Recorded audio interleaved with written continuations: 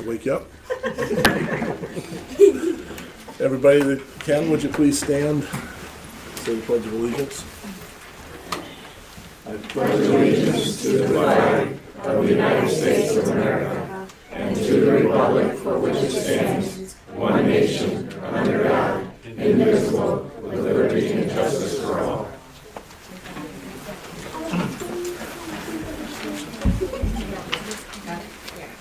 Roll call, please. Mr. Salvia is absent this evening. He sent his regrets.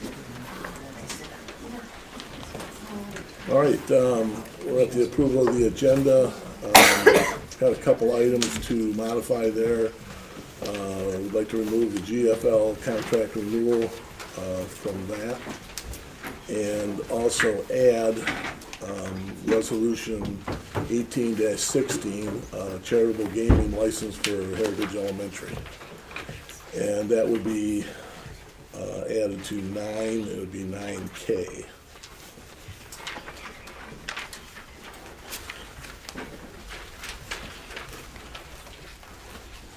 Anybody like to make a motion? I would move to approve the agenda as amended. Support. Okay, moved and supported, vote please. Mr. Howe? Yes. Yes. Yes. Yes. Yes. Yes. Motion carries. All right. Announcement and information. We got a few different things happening here. You got consent agenda. Oh, tonight, we huh? forgot that one. Agenda. I was trying to get by that, Gary. I automatically Later on, I might went be past it something. when I said we moved the I'm awake right GFL. now. Thank you. Okay, consent agenda. Can we get a motion to approve? Move to approve the consent agenda as amended. Support. Moved and supported, vote please. Mrs. Chenoweth? Yes. Yes. Yes. Yes. Yes. Yes. Motion carries. All right. You kids have me nervous. You got me all nervous. All right. So the first thing, announcements, Northwest Oakland Optimist Club Camel Race will be April 14th at Bakers of Milford. And Richard, that starts at what time? Doors open at 6 and dinner at 6:30. Camel races at 7:15. You have to be 18 or older. Because we're pseudo gambling. Well, it's under a fair mutual license out of the Lottery Commission. Oh, okay. But we're not racing horses, we're racing camels. Camels. Wooden camels. Wooden camels. Yeah, they're almost like wooden nickels. Firefighters Association Goodfellows Comedy Dinner Fundraiser is April 21st at 59 West. And firefighters, what time does that start? Doors open at 6, dinner's 7 to 8, show starts at 8, ends at 10, and the event ends at 11. The event, right. Okay, Blessings in a Backpack Comedy Night fundraiser is April 28th at 59 West, and I don't know the start time of that one specifically. It's probably very similar, 7, 8 o'clock. You can look that up. It's probably on the website. Highland Community Prayer Breakfast is going to be at the Church of the Holy Spirit May 3rd at 8 a.m. Tickets are And $10. tickets are $10. That's it, too. And then Money Camp, Thursday, April 26th at the Highland Township Public Library. I don't know if any of the kids have been involved in the Money Camp. Is it for adults as well? It's a family event, and dinner for the entire family is $5, and we talk about financial literacy and different things that pertain to each age group. So we start with the really little kids, and then we have the mid and senior highs and adults. So it should be a fun evening. I hope you can come. All right. Okay, public comment. Before we get rolling on that, I'd like everybody to know that all public comment tonight will be a maximum of 3 minutes. We have a timer. We have the podium in front, so any public comment, you'll be asked to go to the podium, give your name and address, and you'll have 3 minutes to make your statement. We're gonna have people write their address on the card. Okay, while you're up there, write your address on the card. I guess that's a new thing we're doing here.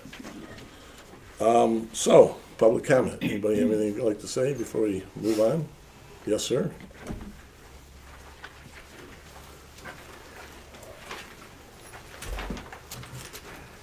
just have to write it, don't have to say it? I'm sorry? Don't have to, just write it down, don't have to say my name? Your name, you can say your name. Public would need, like to know that probably.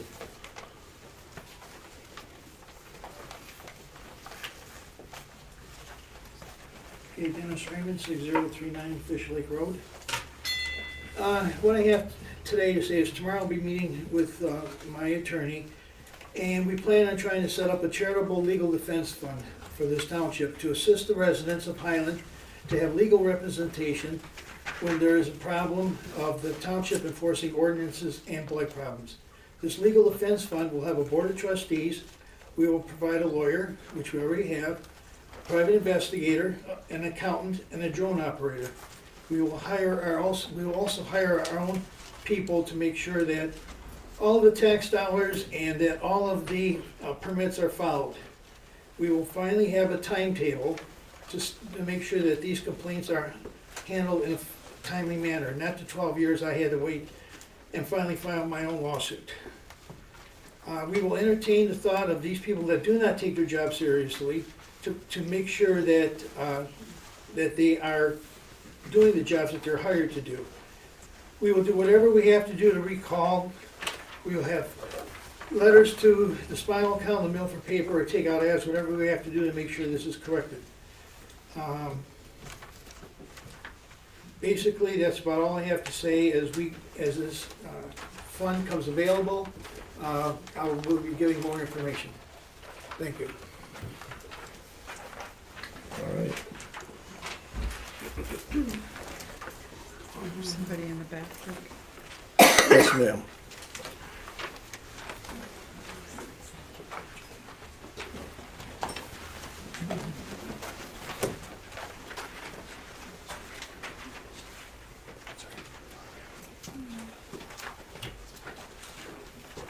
Fire chief / secretary.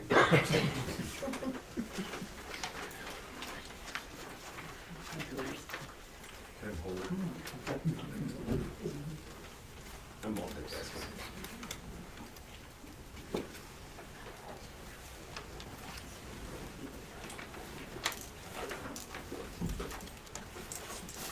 It's nice you don't start the clock while they're writing. My name is Donna Hubbard. I'm on the Board of Trustees for Harvey Lake Estate Subdivision Association. I have spoken here before. We live across the lake from what is called a Red Poppy Bed and Breakfast and Renewal Retreat Center. These people have yet to apply for any kind of permit for bed and breakfast. They are operating as a bed and breakfast. Their website still indicates their bed and breakfast. And it also talks about people coming for the weekend and they're gonna feed them, the whole 9 yards. Oakland County Health Department has been involved in this. I know the fire marshal has been involved in this. But there's no way that this woman can continue to operate the way she operates and violate every ordinance that she's told she can't violate. We live across the lake. It's a quiet lake. If she had just simply done a bed and breakfast legally, we would not be here. But she takes it one step beyond every time. There's talk about rezoning this property. It is a piece of residential property, and we need it to be left that way. We don't need special zoning. We don't need it done any other way. Second piece of information, blight. Not, to piggyback onto this, not following ordinances.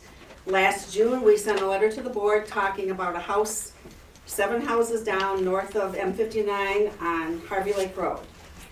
Blight is unbelievable.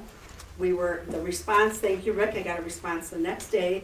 That's an ongoing issue, action's been started, there's history, and that if nothing else, they would at least go after the unlicensed vehicles, which are still there. And again, it's one more instance of these people refusing to follow ordinances and nothing is done about it. So we want somebody to be held accountable, whoever it is, but we're not going to continue to not fight about it.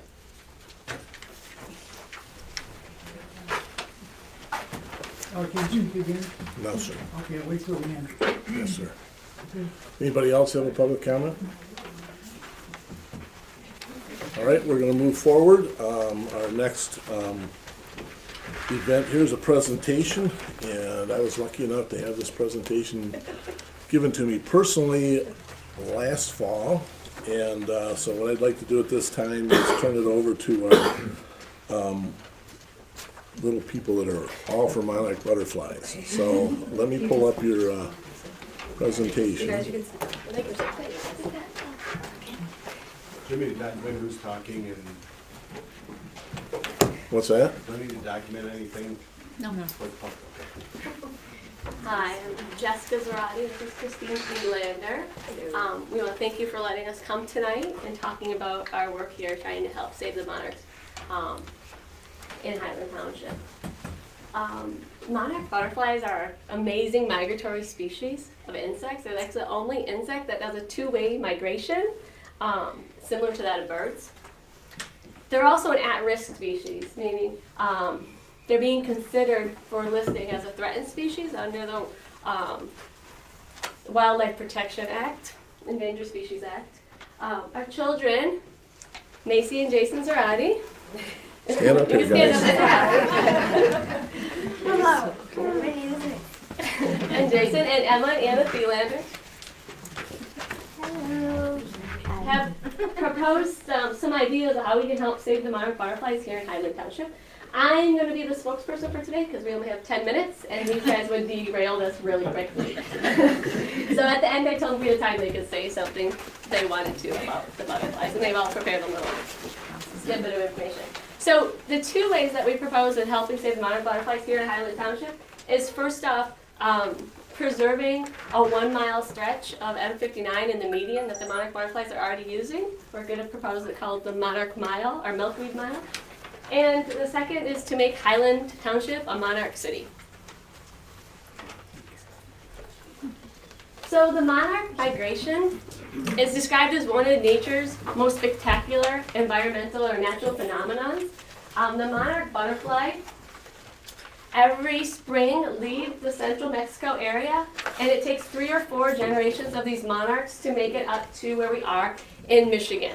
These monarch butterflies that are migrating from Mexico only live between 2 and 5 weeks at a time. And then when they get up here, that fourth generation of monarch butterflies is our super generation. So this is a generation of monarch butterflies that'll live 6 to 9 months. These are the butterflies that we're releasing here in Michigan every fall. And they'll fly all the way back to Mexico's 2,000-mile journey and then hibernate over the winter in the central Mexico forests and then awake in the spring to reproduce to start that whole journey north again. All right, so the super generation of monarchs are the monarch butterflies that we're lucky enough to encounter or interact with here in these northern regions of Michigan. The monarch life cycle in itself is also really interesting. So I didn't want to talk about monarchs unless you really understood the species itself. The monarch butterflies go through complete metamorphosis within a 1-month time frame, meaning from egg to butterfly. The monarch butterflies will mate, then they'll lay the egg. The egg is actually the size of a sesame seed, and they lay it on the underneath side of the milkweed plant. The only plant that the monarch butterflies lay their eggs on are milkweed plants. So it's vital that we preserve our milkweed plants if we want to preserve the monarch butterfly. They'll stay in this egg state for 4 days before hatching into caterpillars. And they'll stay a caterpillar for 14 days, going through 5 instars. Here's a picture that I took of a 3rd instar shedding its skin, coming out as the 4th instar butterfly. At the end of these 5 instar phase, they'll go into a J-hook where they stay about 18 hours. Before going into the chrysalis. They'll stay in that chrysalis for 8 to 10 days until the outer chrysalis shell becomes translucent, and then the butterfly will emerge. Once it emerges, it'll pump fluid through its wings until they're fully expanded, and then once the wings are expanded and dried, it's ready for flight.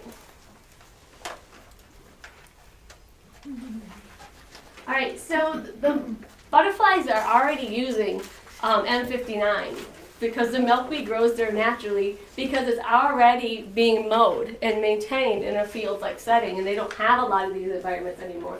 So M59 already has milkweed. The idea of the milkweed mile came from my daughter Macy. So we were driving down M59, and we love the monarch butterflies, and to us, milkweed is very precious.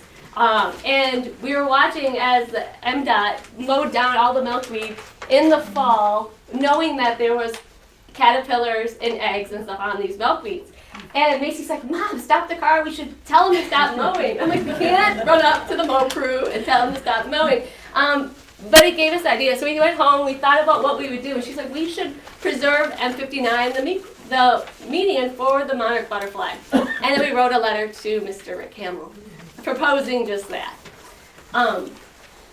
So the milkweed mile would just be a 1 mile stretch of M59 in the median that we propose to be mowed environmentally responsible. You can't stop mowing it. If you stop mowing it, then the milkweed won't come back. So we need to mow it, but we want to don't mow it during the peak breeding season of the monarch butterfly that are on those plants and using it for the reproduction purposes.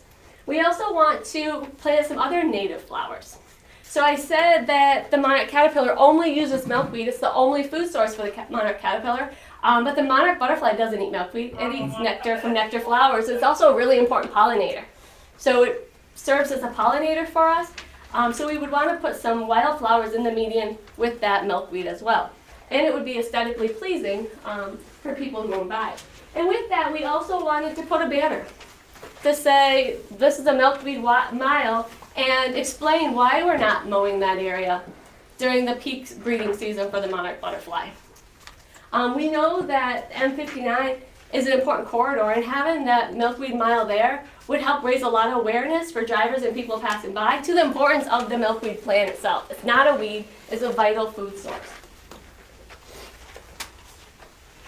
So last year, Christine and I were planning on, the monarch butterflies are already using M59. We don't have to tell them to go there. If there's milkweed there, they're going to use it because they need that food source for their caterpillars. So Christine and I were going out to M59. We're going to collect the caterpillars. We knew that it was probably going to get mowed soon. The day before we were going out to collect the caterpillars, the whole area was mowed with the caterpillars on the plants.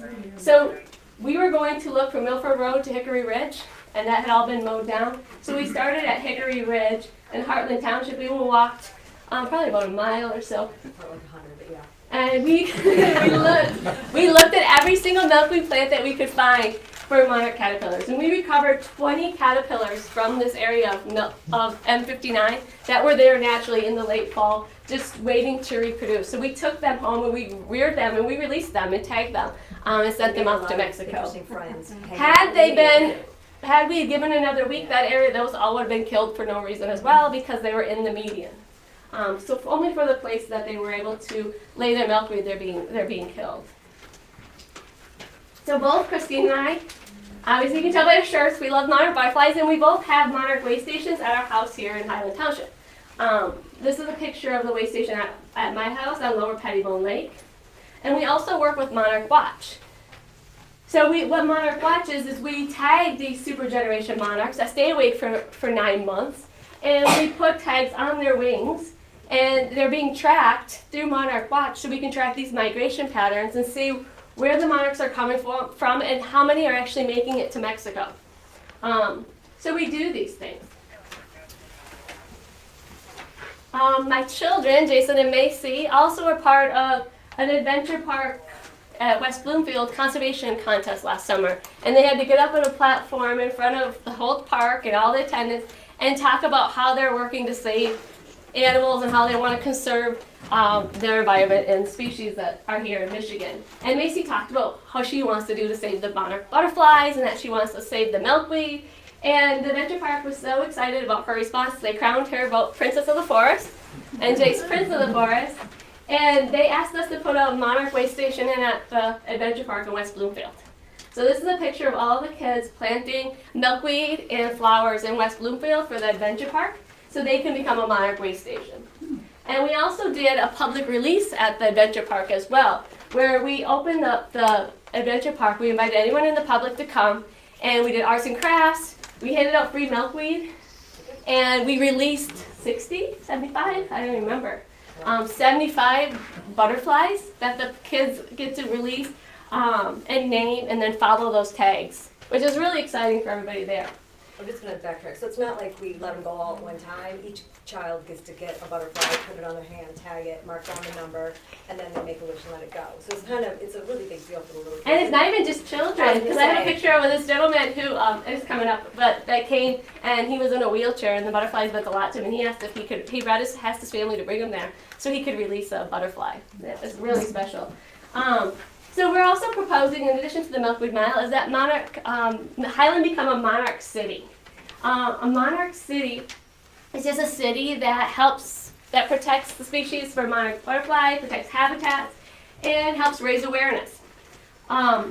We already have great land here in Highland Township for the monarch butterfly. We have the medians, where the milkweed is growing in abundance, and we also have the state recreation land. In fact, we do a number of our releases in the state land because of all the Queen Anne's lace and the goldenrod. Those are some of the flowers of the monarch butterfly that they love. To become a monarch city, all you have to do is purchase the monarch city sign and become registered. I can't remember what it was, but it was a pretty nominal fee. So only the cost of the sign. And if we become a monarch city here in Highland, we could have a fall festival here, like what we're already doing with the adventure parks, and we did with Girl Scouts. And how many releases did we do? We did 3 with the Girl Scouts. And then we did one in Oakland County Parks as well. We did one with them, where we released the butterflies. Last year we tagged and released over 300 butterflies just between our 2 way stations. But we can do that here in Highland and do a public release. And if we become a monarch city, the Monarch City USA said they would cover the cost of the first Monarch Festival at no cost to the community for your first festival, which is pretty exciting as well. Here's the gentleman that came to the adventure park to release the butterfly. He was wheelchair bound, and he just loved the butterflies, yeah. So in conclusion, we're saying environmentally friendly mowing schedule and public awareness will make a great world of difference for the monarch butterfly, for the species. And these kids are very passionate about the monarch butterfly. I told them if I finished enough before 15 minutes or 10 minutes that they could say something. So please consider our proposal, and the monarch butterflies will be arriving soon, generally in May. But if it's snowing, they will stay south. So we don't know when they're coming. All right, do you guys want to say something? Okay, quickly. Hello, my name is Macy, and I cover just the creatures help us help them. That was really fast. She said monarchs are majestic creatures. Let us help them. So monarchs are majestic creatures, and the population is actually going down and down, and soon they will go extinct, and if we don't help them, they'll go extinct. And if there's only like 400 left, none of them will make it to Mexico, because not a lot of them do make it to Mexico. Yeah, the numbers have to maintain a large number size because of this 2,000-mile migration and the process they have to maintain. So millions of monarchs is not a big number when you think of how many they need to maintain that migration cycle. Thanks, Jason. We have to help the monarchs because monarchs are pollinators, and without pollinators, we won't have fruit and vegetables. So technically, they rely on us, so we can rely on them. I just wanted to say thank you for our time and consideration and letting us be here today. Does anybody have any questions? All right. How do you tag a monarch butterfly? Yes, they can answer. These guys are dying to talk, but I knew that they would not speak. So basically, you take the monarch, and there's actually there's a picture of tags right here. Those are the tags we use. And basically, we actually once tagged a viceroy, which is kind of like a monarch. You digress. Yeah. We'll talk about Yeah, we'll talk about that later. But monarchs are the only butterflies where you can actually touch their scales without the scales falling off. And if you pinch the wings very slightly, like right here, and hold them, you can actually take one of the stickers and stick it on the outside of the wing, and then just place it on your hand, and they'll fly off. Sticker. It doesn't help them. It doesn't hurt kind of like the food label stickers in the grocery store. But you kind of want to get it on your fingernails so the oil from your skin don't want to get Thank you. You mentioned they pollinate fruits and vegetables. Do you really care about the vegetables or just the fruits? I have something to say. I'm going to tell you guys how to tell a boy from a girl? That's the last Really thing. quickly. So, a boy has the black dots on their wings. I'm pretty sure my wings has it. No, yours No, don't. yours don't. Oh, So you're a girl. these do. So, I'm the female monarch butterfly. How many of these have that? The male monarch butterfly, this is a female too, has 2 dots on their wings, where the female does not. They're scent glands. I'll just like bring this around. Where's the big one? I don't know. Jason, we need to We have plenty to shine. Thank you. All right, thank you. All right. Good job.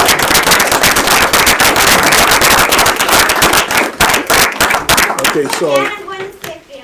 on that note, what we're gonna do is at our next board meeting, we will put together a resolution Okay. to satisfy the needs of saving the monarch, to the best of our ability, satisfy the needs. So I think that the requests are well worthwhile, and we're gonna do everything we can to make this happen. Hey, thank you. That makes us so happy. What do you guys say? Thanks. You're welcome. Thanks for coming. Thanks for coming. Great. That's very cute.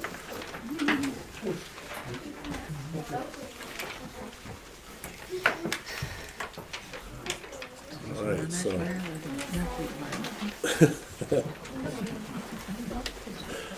Good job, guys. We really appreciate that. Okay, the next item is pending business, and this relates to our, if anybody has read the paper today, the Spinal Column has an article about the fire department is proposing to look into replacing a couple of fire stations. And I'm gonna turn this over to the chief right now, so that he can kind of fill you in on where we've been and where we're heading. So, chief? Hey, you brought my glasses.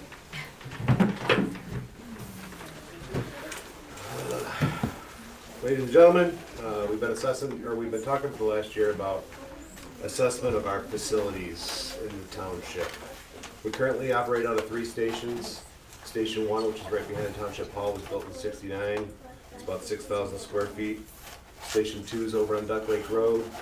It's built in '60s, somewhere in that ballpark, with an addition put on in '69.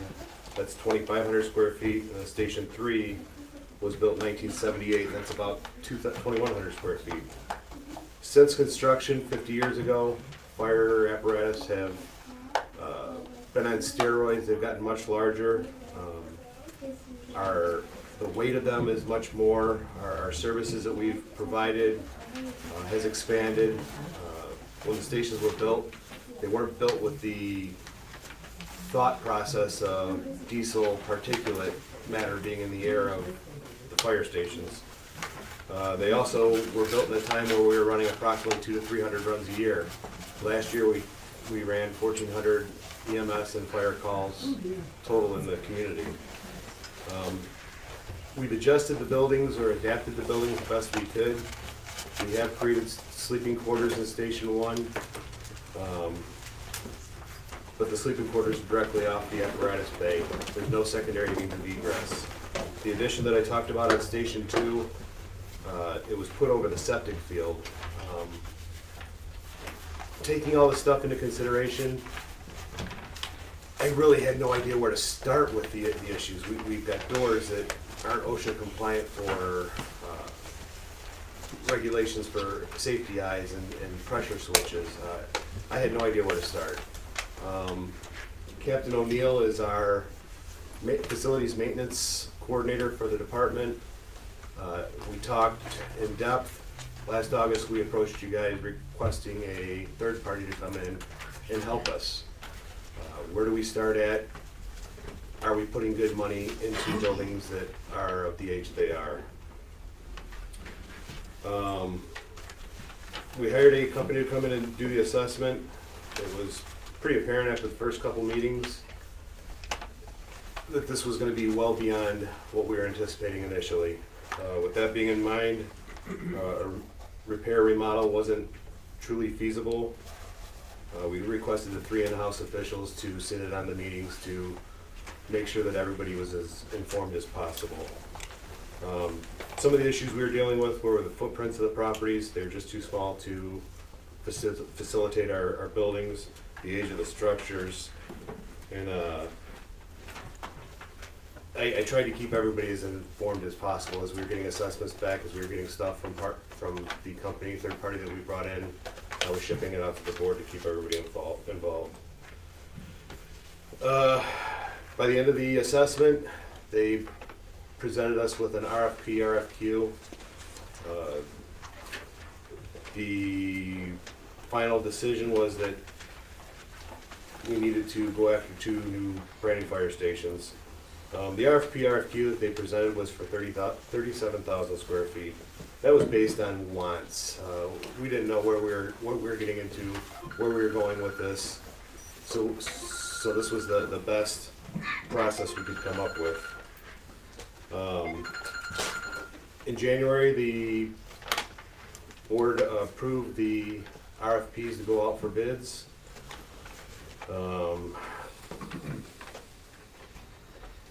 Our biggest concern was 37,000 square feet, along with the accompanied amount of money that it was going to cost to build that. That wasn't practical. We couldn't bring that to the township in good conscience. Our department established a fire station committee. We have 2 of the 5 members with us here tonight. Captain O'Neill, who is our facilities manager. Raise your hand. Rob Young is a representative out of Station 3. Haley Kenworthy is somewhere between here and Prov Park, Novi. They're transporting somebody. And then Cord Smith was also a member of the committee. Before I go any further, I want you to realize that we are a paid-on-call fire department. My staff, this is not their primary job. They all have other jobs. Rob works for Comcast. Captain O'Neill is a low-voltage electrician. Haley works in customer service industry. We were doing these meetings on Saturdays and Sundays. Sometimes it looked like we were working with zombies, but they made everything work to meet our needs. The committee visited 8 fire stations in total, newer fire stations, to basically establish a needs for what we need to build to best serve our community. We asked the firefighters that were in those buildings what was functional, what wasn't functional, and then we sat down and we hammered out what we thought our needs were for the department. On March 20th, we received 5 very impressive submissions, RFPs, RFQs from 5 different companies, design build teams. In the interest of time, the fire department committee evaluated all 5 of the proposals. They were all just absolutely amazing. I think they've been posted online. Very informative, very impressive, the references, the whole 9 yards. We narrowed it down to 3 top candidates that the committee felt would best suit the community. That was presented to the 3 in-house officials. We all agreed. We did interviews with the 3 top companies. The interview was mixed, or the interview team was mixed from the original committee of the 3 in-houses, Captain O'Neill and myself, and then the fire department station committee. It consisted of the township supervisor, the township treasurer, the township clerk, firefighter Kenworthy, firefighter Young, and then I got to act as Peter Workman for the interviews. Those were some pretty big boots to fill too, by the way. We did the interviews. It took us almost 7 hours. 7 hours between the interviews and discussions, and more discussions and more discussions. After much consideration and much communication, the committee would like to recommend Partners in Architecture and Axiom to move forward. With that being said, I would like to ask permission to take this to the next step, to ask the community for support to plead our case, to explain why we need these buildings. That was it. Good job. Thank you guys for the wonderful presentation. Appreciate it. All right, so on that note, Gary, do you have any recommendations on our next steps for moving forward? Do you have any recommendations on our next step for moving forward on that? I've provided the board with language before your meeting instead of creating it on the fly here. Hopefully you've all seen that. In the RFP we issued, the township provided notice to the firm submitting bids that we could do three different things. A tentative acceptance of proposal, provide notice of intention to award contract, and then actually final approval of a contract. I recommend that you take the first step, and if the board wants to follow the recommendation, do a tentative acceptance of the proposal from Partners in Architecture and Axiom.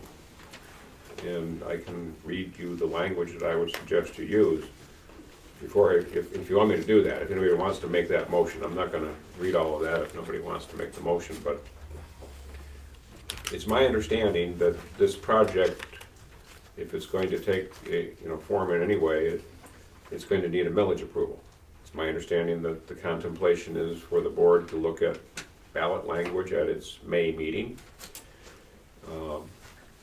I haven't seen the proposals.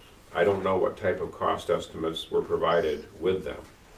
So I don't know if tonight the board is able to say we want to do both fire stations, or we just want to do Fire Station 1, which I've always understood was if there was only going to be one, it would be Fire Station 1. So if you need tonight to take Fire Station 2 out of the equation, or you want to talk about that, now's the time to do it. If you want to wait and see what you get, and what I'm recommending you ask the firm to provide is their actual proposed contract that will have solid cost information for the front end of a design build project. And the language I provided in the motion would also require them to provide cost estimates on the things that the contract doesn't require them to give until the later stages. That's what the motion is set up to do. And it provides notice that you would want the proposed contract or contracts in advance of your May meeting. I think that date is May 9th, is that right? I think so, yeah. Sufficiently advance, provided to the supervisor, fire chief, and me, so that you would be able to take into account what's presented there by way of cost information in determining what type of a ballot proposal to put forward to the voters. And that would provide notice that you're not going to do any final award until you see what the voters think about the whole thing. So, I mean, I can read you that language if somebody wants to make that motion. I'll make the motion. For one or two stations. 2 stations. Support. Okay, so that would be, bear with me, folks, a motion to tentatively accept the proposal from Partners in Architecture and Axiom to design and build new fire stations 1 and 2 that was submitted in response to the township's request for qualifications and proposal, with this tentative award being subject to 2 things. 1, that the firm present its proposed contract using AIA document A141, standard form of agreement between owner and design builder, with all blanks completed, to the township supervisor, fire chief, and attorney, no later than, there's a blank there, a week in advance of your meeting, May 2nd, 2018, for review prior to the board considering giving a notice of intent to award a contract at its meeting on May 9, which, if given, will provide notice that the board will not consider actual award of the contract until its meeting on August 8, 2018 at the earliest. And 2, for any contract prices or costs that AIA document 141 does not require to be included at the time the agreement is signed, that by the same date the proposed contract is due, the firm provide estimates of what those prices and costs will be. And then 3, and I apologize, I said there were only 2, that in addition to the proposed contract and price and cost estimates for fire stations 1 and 2, that a separate contract and price and cost estimates be provided for Fire Station 1 only. So we have all the bases covered. We tried. Okay, did you- Support. Okay, And does this allow for us to pay for design fees in the instance that, say, we never pass a millage and they've done design work and we end up not going forward with a building project? Okay, the question is, Does this wording of this motion allow us, mean that we can still pay them for that? under this motion, you wouldn't have to pay them anything. I mean, again, I haven't seen what they turned in, but I don't remember anything in the RFP that said we had to pay them for giving us a proposal, No, or that not- we had to pay them to get themselves to a point where they're entitled to an award of a contract. I may not be At this point, understanding. we would be asking them to come up with a proposal that would work for us. I mean, it was just, Right. it was kind of the dream before. So it's narrowing it down, so if we get from here to there, would it allow us to pay them for that process? Under this AIA document that we've talked about, it's a contract, and I have some, we reserve the right in the request for proposals to make some modifications to what I call anti-owner provisions. And it refers to some other conditions of contract that we'll want to tweak, and we reserve the right to do that. But under that contract, there are several different stages of the process. And at each stage, you pay for what they do. Right. At the end of that stage, you have a choice to make. You want to go to the next stage. And they have to give you cost information so you can make an intelligent decision as to whether you go to that next stage. And it all leads up to, yes, push the button, we want to build these things. okay, so that answers the question that Tammy had. So does this say that the contract is contingent on the millage approval? The language I just read suggests that we will not give a final award of a contract until the August 8th meeting. I mean, the election's the day before. I mean, so if you get a really close vote, maybe you don't want to make a decision for sure on August 8th, but. But the wording doesn't say it's contingent on it. No, it doesn't. All this motion is saying you're tentatively accepting the bid.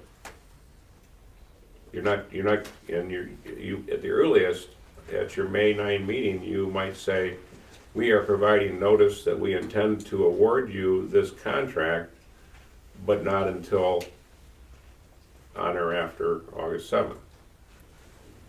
So the language I've provided, in my opinion, doesn't commit the township to any financial obligations at this time. And on May 9th, the language I provide will not commit the township to any financial obligations, but it will allow the firm, if you give a notice of intent, to plan their schedule. And of course, if they're not content with having to wait till August, well, they probably wouldn't have turned in a bid, because I'm pretty sure we disclosed this timetable in the bid documents. One other question for you, Gary. Partners is the company that put together the bid specs and the RFP. Isn't that a conflict of interest for them to be chosen as the contractor on that? No, not on the face of it. Again, I haven't seen what was turned in, and I don't know. I mean, we've got a recommendation from the committee. Why that recommendation is made, I don't know. That's not my call. I mean, if you wanted me to look at everything, I can, but yeah, on the face of it, it's not a conflict. I think we knew that they probably would be a bidder. At least I assumed they would be. Why else would they have done the initial work at such a low cost? They got their foot in the door. Yeah. So, I mean, but 4 other firms bid. I don't, but without the benefit of seeing what the bids were, I can't comment on whether it has a bad look to it or not, which I think is what your point is. I don't know. All right, any other discussion? Okay, we got a motion and a second. Vote please. Mrs. Cooper? Yes. Yes. No. Yes. Yes. Yes. Motion carries. Can I just have a real quick second? Sure. There are two of the companies that are in the audience right now. Spicer Group was one of the final three for the proposal, and then Partners in Architecture. I just want to say that, and the three of you know, all the proposals were amazing, even the two that were kicked out early. They're posted on the website. They were just amazing products, very impressive, very well thought out, and the references were amazing. So thank you for everything you guys did. It was a great job. It was not an easy decision. We talked about it for quite a while. I mean, we talked about it for a good hour and a half. Just, you know, all the pros and cons. I mean, all three did a great job. So thank you for your submission. I want to say that the firefighters, Rob, you especially, not trying to pick one guy out, but your attention to detail and looking at these opportunities was phenomenal. And Haley, who's not here, she had a lot of really excellent comments. It's all stuff that we as laypersons in the fire world wouldn't even have any idea, really, unless we could hear what you guys came up with it. So it really was an enlightening thing for us. You did a great job on. You learned a lot. The fire committee overall was excellent. Really appreciate it. Just appreciate the opportunity. So we'll cross Y'all our did a great fingers we job. can rejuvenate get some new stuff, and not just for the sake of new stuff, but because it's absolutely needed. So Well beyond needed. Ken, you'll get them the exact language of that motion. Yeah, I typed that out pretty You got it in an email. watch the video. No, you all have it in an email from me, right? Yeah, I have Give it. it a shot at doing it without her. All right, so we'll move on to the next new business. This item is item A, a public hearing about infant and toddler daycare in an existing home. Submitted by applicant Edwin Riddles, and the property owners are Edward and Karen Yvonne Riddles. Did I pronounce that correctly? Reynolds. Riddles. So right now at 7:17, we're gonna open the public hearing. If in this public hearing, it's an opportunity for anybody to speak their piece. There's a 3-minute time limit. Same thing as we mentioned earlier, you use the podium, give us your name and address. You can write the address down. So at this time, it's a public hearing, so anybody have anything they'd like to say? Is this in regard just to this situation? Yes. Okay, because I couldn't hear you. Or can I speak? No, just this situation. Unless you're talking about. It's just for the This is daycare. just for the daycare issue, Oh, not, okay, all right, because I couldn't quite hear you. I'm sorry, Dennis. You want Yes, me sir. as the proposer to talk, or want to wait till the end? No, you can, it's public and you can speak your piece at this time, so.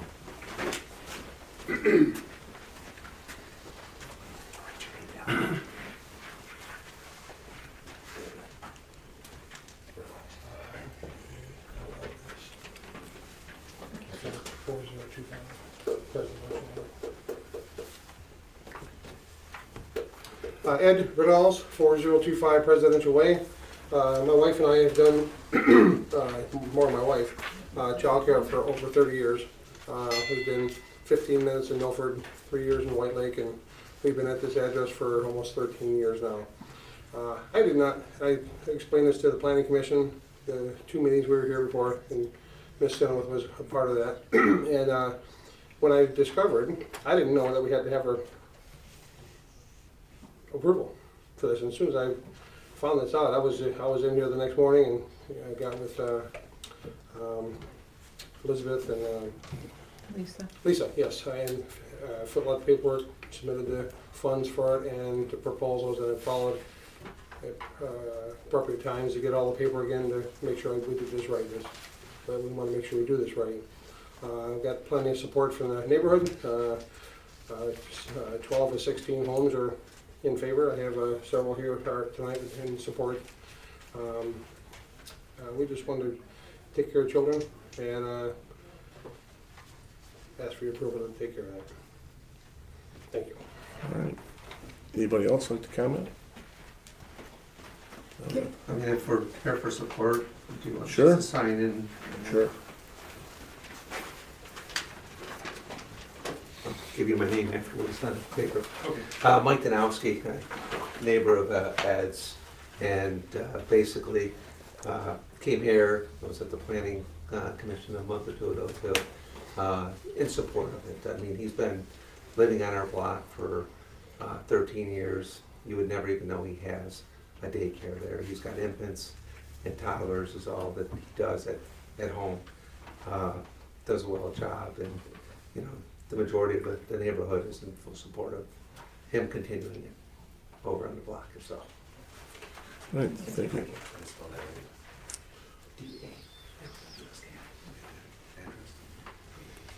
Anybody else?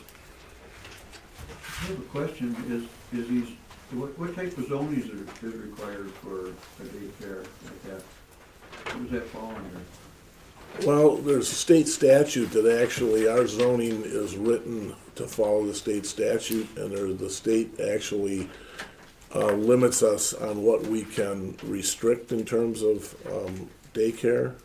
So it is allowed. Now, I think some of the issues that may have come up were there was some question about the association bylaws.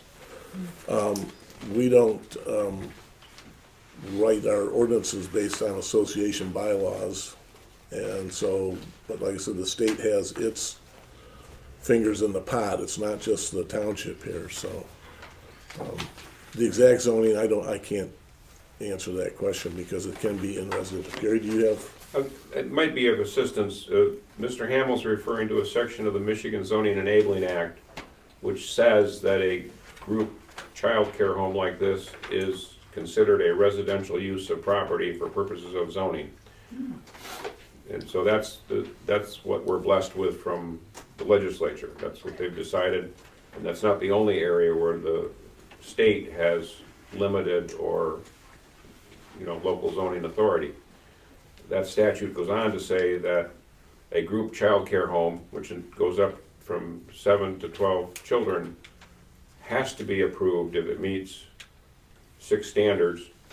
I've looked at the materials here, and unless there's another group or child care home within 1,500 feet, it appears that it satisfies the statutory standards, which our ordinance generally tracks, but not exactly. Right. Thank you for the clarification. You're welcome. Thank you. So, on that note, any more public comment? All right, we'll close. Yes, sir. Just for the record, we are the only licensed home in Highland, whether it's a family, which is 0 or 1 to 6 or 7 to 12 a group. We're the only licensed one in Highland. That's, you understand that we don't know who isn't. So, all right. Okay, on that note, then, we're going to close the public hearing at 7:23. And now we'll pick up with the next step, which is approval of a special use permit. If Can I may, make a comment? your turn. Oh, okay, I just would like to make a comment that, because I am on the planning commission, and Mr. Reitels, did come in and talk, and, there were a couple of people in the neighborhood that did have objections, and it had to do with, they thought cars were speeding. And, that was addressed, and any concerns that we had were addressed, and there were some conditions, weren't they, that the planning commission gave you that you would be meeting too, so. Sidewalk and Yeah, I just. the speed limit. Yeah, I just wanted to bring that out, that there were some conditions and things that you will be taking care of, and are, you know, would work with the planning commission on that. Just so everybody knows, there's several pages of conditions that you'll be responsible for. And those are laid out in the special use permit. So, did you want to say anything, Gary? If the board is inclined to grant the special approval and the special use permit, just a couple things. The planning commission recommended conditions. You may add to or subtract from those. But as related to those conditions, I wanted to suggest three corrections. They're on page 2. They're listed as in section 4 as items A through E. Item A says the operator shall, and then it talks about the enrollment for not more than 12 children, ages infant to 30 months old. I understand that's the practice. That's not a condition that we can legally impose. So with that background, my suggestion is after the words 12 children, we add the words which the operator has agreed will be, then it would continue, ages infant to 30 months old. Okay. In items D and E, their phrase, the operator agrees to, and then it continues. My recommendation on each of those is that the words agrees to be changed to the word shall.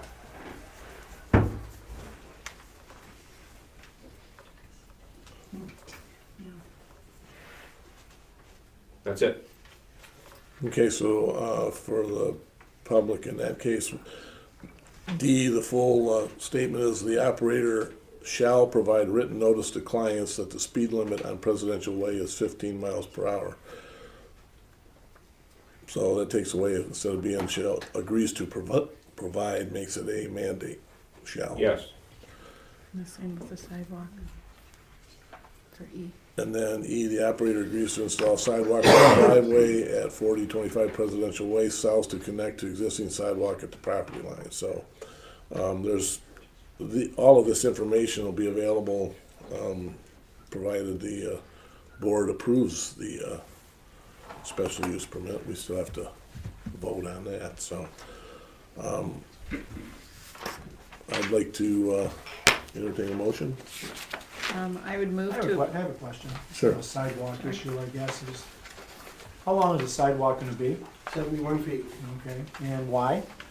I know with businesses and stuff, I mean, just what was, I'm just curious more. Because there is a gap there where there's no sidewalk, and they did talk about pushing the strollers and with the children. And was that the reason? Yeah, 'cause the rest of the houses have the sidewalk, and there was a sidewalk initially when the home was built 8 years ago, and it's crumbled, and since I've been there 13 years, there's never been a sidewalk. Everybody else has one but me, so the planning commission had a concern with us taking children out for a walk, that would there be a sidewalk instead of using the road. Gotcha, okay, thank you. Okay, motion? I would move to approve the special use permit for Wiggles and Giggles Baby Home at 4025 Presidential Way, parcel number 11-10-252-007, with the changes that Mr. Dobray suggested. Support. Okay, moved and supported. Any additional discussion? Or, vote, please. I vote yes. Yes. Yes. Yes. Yes. Yes. Vote, motion carries.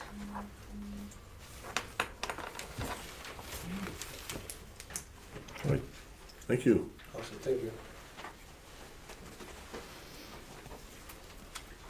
The next item is also a public hearing.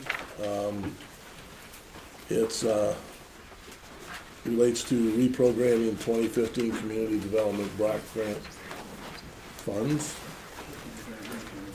What happened was we had $30-some-odd thousand in CDBG funds that were allocated towards ADA improvements to the activity center and to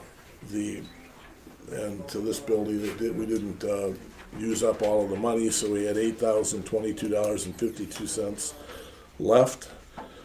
So what this is a public hearing to hear that we propose to move those funds from the existing year and propose to move them forward, still 2015 money, to remove architectural barriers at the senior annex, which is the Huron Valley Council for the Arts, you know, the old library, old church, you name it, it's been it.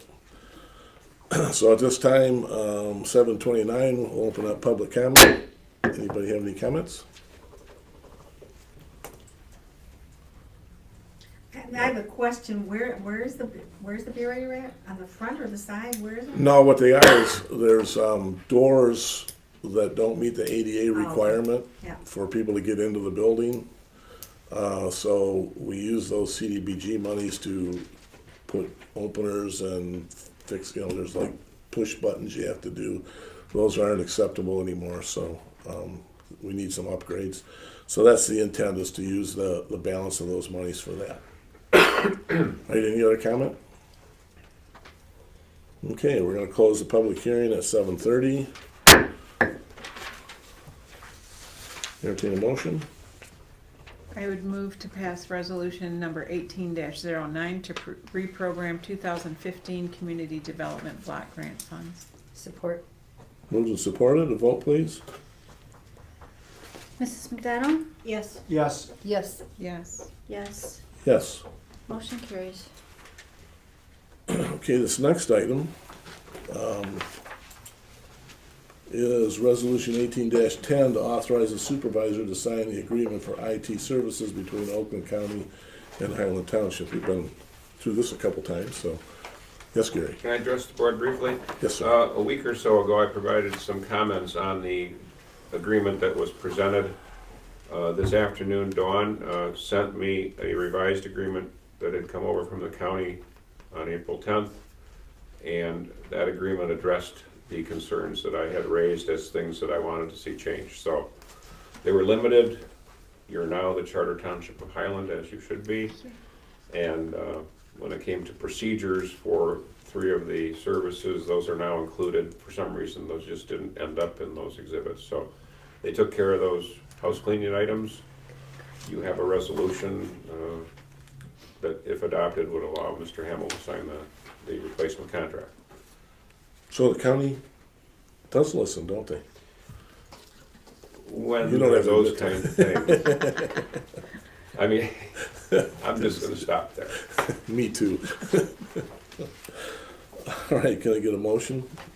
I would move to approve resolution 18-10 to authorize the supervisor to sign the agreement for IT services between Oakland County and Highland Township, Charter Township.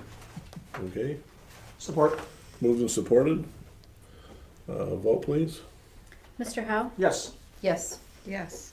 Yes. Yes. Yes. Motion carries. I just got a question on it. I know we took Clemens out because the fire department went with a different service, and I was just wanted to be reminded what that was. It's called Image Trend. It's a fire and EMS reporting system. The new Clemens system that they're coming out with is only going to have a fire reporting system. They don't have an EMS EPCR reporting. I knew there was a reason, I just couldn't remember what it was. Thank you. And All we right. save $500 a year. Next item, resolution 18-11, performance resolution for Michigan Department of Transportation. It's a resolution that we have approved every year. It allows us to do, enter the right-of-ways, put signs up, that type of thing. Plant. Plant plants. Milkweed I Mile. was gonna say, ask them not to mow. Yeah, the milkweed now, we, handle that. Yes, ma'am. Does that include them parking those vehicles advertising the car dealership up here at the corner? Yeah, those are part of a festival, so that's kind of like a sign. Oh, In other don't words- that say Dodge on Right. them, or, oh, Yeah. okay. Because sometimes they're hard to see around. Yeah, we have to, Pull them back, maybe? yeah. It's a sight distance on a Yeah, I agree 55 with you mile an there. hour road, so, Yeah. if I'm in my small vehicle, I have a hard time seeing to get out there. Yeah, well, I appreciate your comment on that, because Good I have had to question, talk to I him about mean. it, so. No, thank you. Okay. All right, so, Motion to approve? I would move to approve resolution number 18-11, performance resolution for Michigan Department of Transportation. Support. Moved and supported, vote please. Mrs. Chenoweth? Yes. Yes. Yes. Yes. Yes. Yes. Motion carries. All right, the next ones, I'll speed them up a little bit. Resolution 18-12 to authorize the closure of Livingston Road and North John Street for Founder's Day Parade and events. I move that we authorize that closure. Support. Moved and supported, vote please. Just a question, what's the time and the ending time? in The ending time is 2 p.m. 2 p.m. The resolution was correct. Thank you. Okay. All right, so vote please. Mrs. Cooper? Yes. Yes. Yes. Yes. Yes. Yes. Motion carries. All right, next item. I move that we approve resolution number 18-13 to authorize the placement of signage on M59 medium for Founder's Day celebration. Support. Moved and supported. Vote please. I vote yes. Yes. Yes. Yes. Yes. Yes. Motion carries. Paul, how do we say it? Page 2? Dating ourselves. Who? Okay, item G. I move that we approve resolution number 18-14 to authorize the placement of signage on M59 medium for the red, white, and blue celebration. Support. Moved and supported. Vote please. Mrs. McDaniel? Yes. Yes. Yes. Yes. Yes. Yes. Motion carries.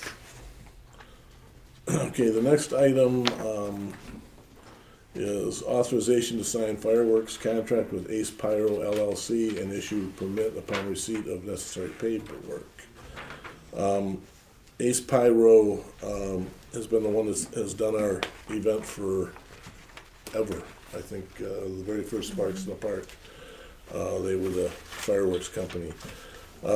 They have asked for an increase to $11,000, and at the same time, they've asked if we would do a 3-year agreement. And so keeping that amount, $11,000 for all 3 years. The event what would they do in exchange would each year they would increase the fireworks content by 5%. In other words, the way they do these is they have X number of 3-inch, 4-inch, 6-inch, all the different types of fireworks, and there's a set number for the $11,000. So each year they would increase that number by 5%, but wouldn't raise the price anymore. We do have in the budget $10,000 for fireworks. We did look at the budget. There's plenty of money in there to cover the $1,000 additional for this year. Next year we would have to do when the budget is put together, we would allocate that additional $1,000. So I'd suggest a motion to approve the supervisor to sign a 3-year contract service agreement with Ace Pyro LLC, the amount of $11,000 per year for pyrotechnic events to be held in Highland. You're making that motion? Yes, ma'am. Okay. I'll support it. Okay, moved and supported. Vote please. Mr. Howe? Yes. Yes. Yes. Yes. Yes. Yes. I have a question on that budget amount. Rick, where are you gonna get the 10,000, I mean, the extra 1,000, you're taking that out of the park money? Yes. Out of the park money? Yes. There's more than enough money in the parks to do it. Went through it with Amy and looked at the dollars and cents in that. And we have enough. Shouldn't be any problem. So do you know what, like, line item, because I know the park committee is getting kind of protective of that money. They have things that they'd like to do and set the money aside that they don't use to. And if I remember right, we're allocating money from the capital improvements fund to cover the stuff the Parks Committee wants to do. Okay. Can I have a question too? Just, the fireworks, we do it every year, and I believe that, you know, the people are appreciative, and the crowd, do you know, can you say for people, it's been gaining popularity every year? I mean, Ooh, absolutely. it has, because we've had to move the location and to a larger venue, haven't we? So I just feel that it's important that we get that out there and say that people realize that it is something that the community seems to enjoy, so. Yeah, I think the most interesting one I heard was, that's the best 65 cents I've ever been paid in taxes in my life. You know, so it's a statement about what it costs each individual to put on the, rough amount.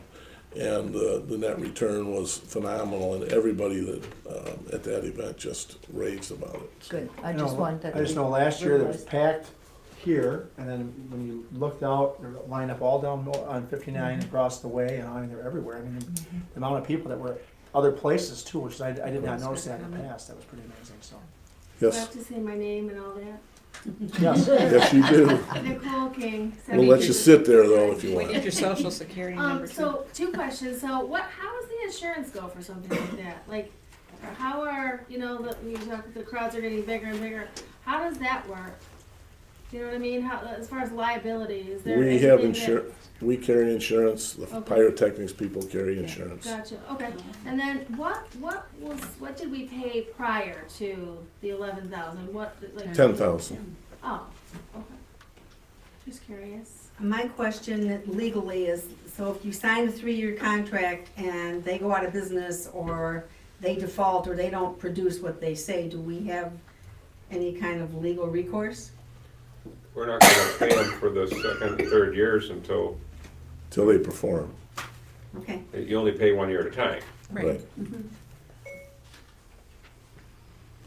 Oh, you know what I'm gonna ask. Darren Rock, 2545 Berwood Court. As a member of the Parks Committee, does the Parks Committee need to vote to authorize that $1,000 expenditure to be withdrawn from our budget? I think there's a misunderstanding as to what the Parks Committee's level of involvement in the money's end is. That's not something that would be done at that level. In other words, the supervisor allocates the resources that go to the Parks Committee, and I can also increase the allocations, or I could decrease the allocations with the approval of the board, but it's not based on the approval of the Parks Committee. So it's not like if you had a full-blown, Parks Commission, the Parks Commission would have a different level of interaction with the board than a basic committee. Gary, do you have anything? Simple answer to his question is no. I was much more diplomatic. I'll say. The park committee does not have any recommendation authority and certainly no approval authority in budget matters of the township. But it's not that we don't listen to you. So, all right. So we have a motion and second, and we voted and we discussed. And the next item, item I, resolution 18-15 to approve police services millage renewal ballot language.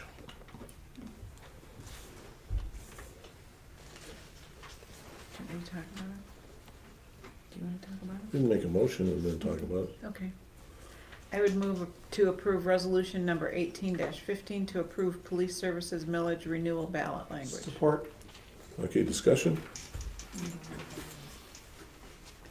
This is basically a renewal of the millage as it is, as it's been rolled back by Headley. There was 2 millages for the police department, so we have combined those at this time. And the millage language says, shall the Charter Township of Highland be authorized to renew and levy the previous voter-approved and now expired millage of 3.4319 mils. So that's $3,433 per $1,000 of taxable value for a period of 6 years from 2018 to 2023 to provide funding for police services in the 2019 to 2024 calendar years. The revenue collected in the first year from the levy in December 2018 for the 2019 calendar and budget year is estimated to be $2,657,623. In addition to the Charter Township of Highland, a portion of the revenue from this millage will be dispersed to the Highland Downtown Development Authority.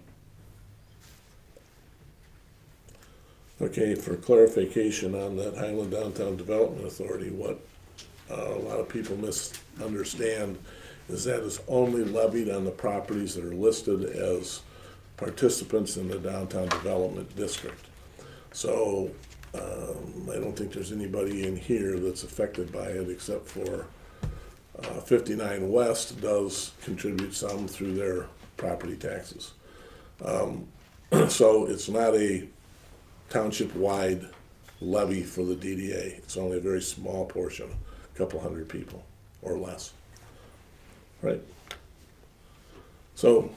Well, and we should also indicate that it's, you know, they're paying the same amount of taxes as everybody else, and the DDA is reaping money that is coming primarily from Oakland County's portion and OCC and those other levies that happen.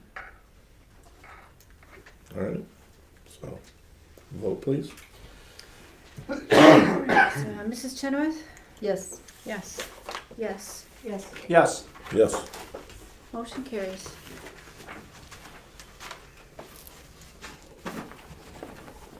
Okay, next item.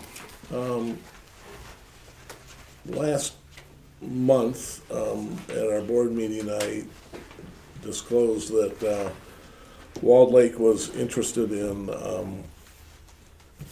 was seriously inquiring about Highland Township's transportation program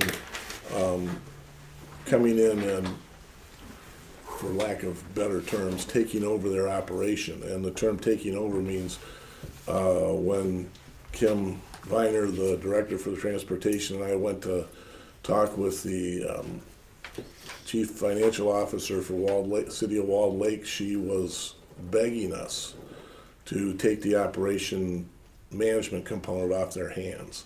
Now what happens is a SMART program, SMART Bus, that we are participants in, Walled Lake is a participant as well.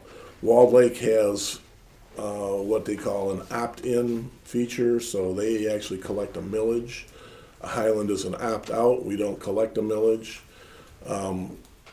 All the communities around us have in one way or another participated in the SMART program. For instance, White Lake, Commerce, and Wolverine Lake participate together by Wolverine Lake and Commerce deferring their money to White Lake to handle the program.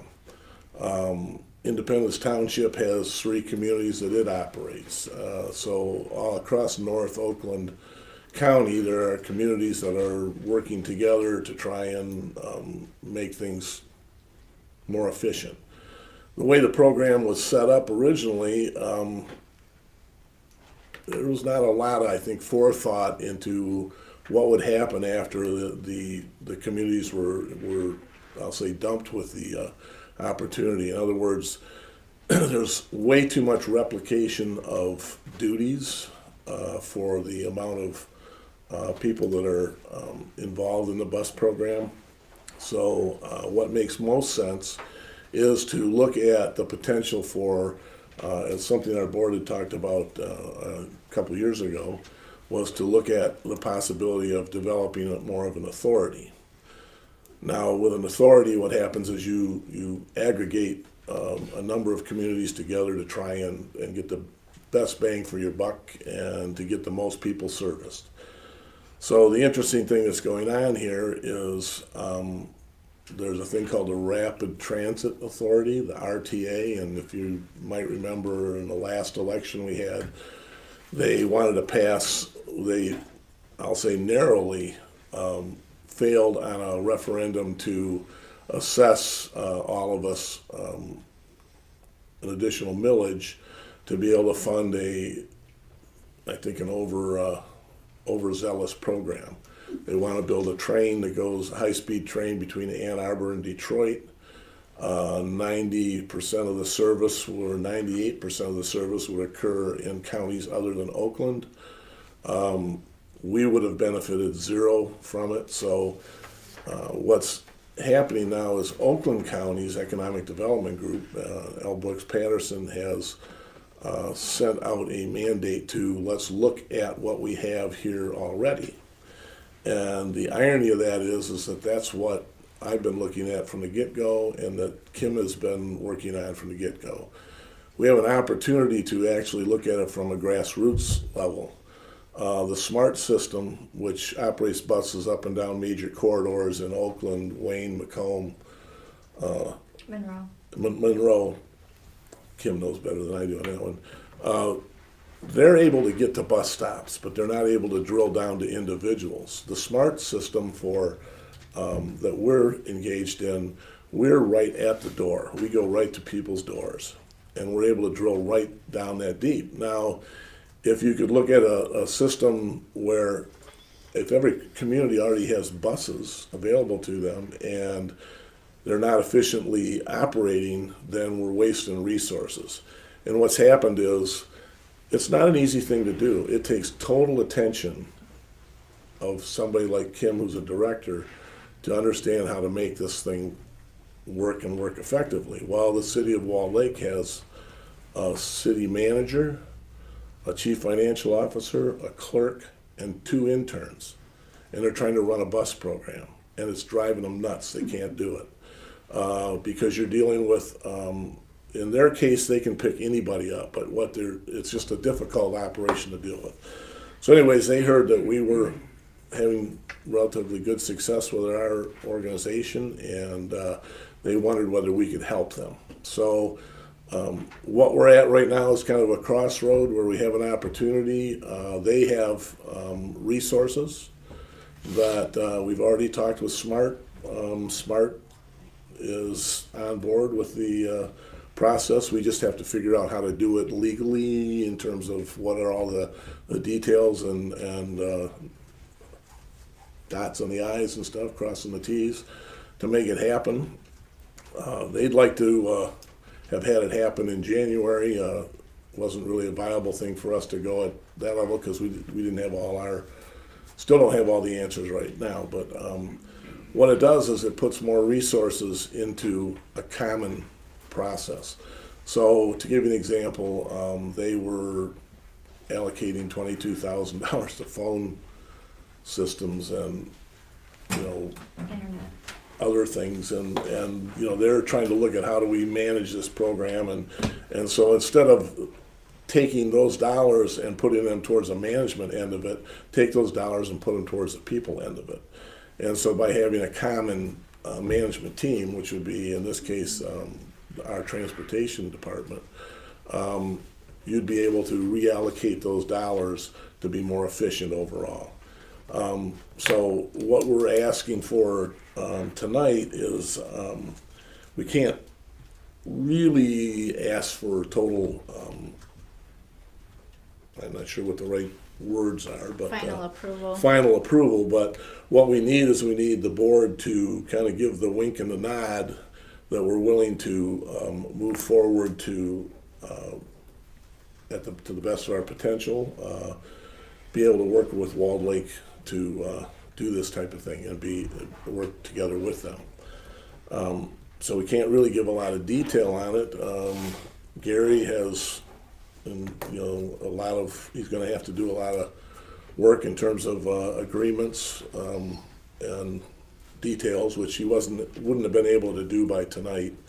So Gary, you have any comments you'd like to make? Well, no. I mean, your comment that when we were talking about staying in business with the Milfords, I presented you with the various statutes that dealt with the ways you could organize an authority or the ways you could do an intergovernmental agreement.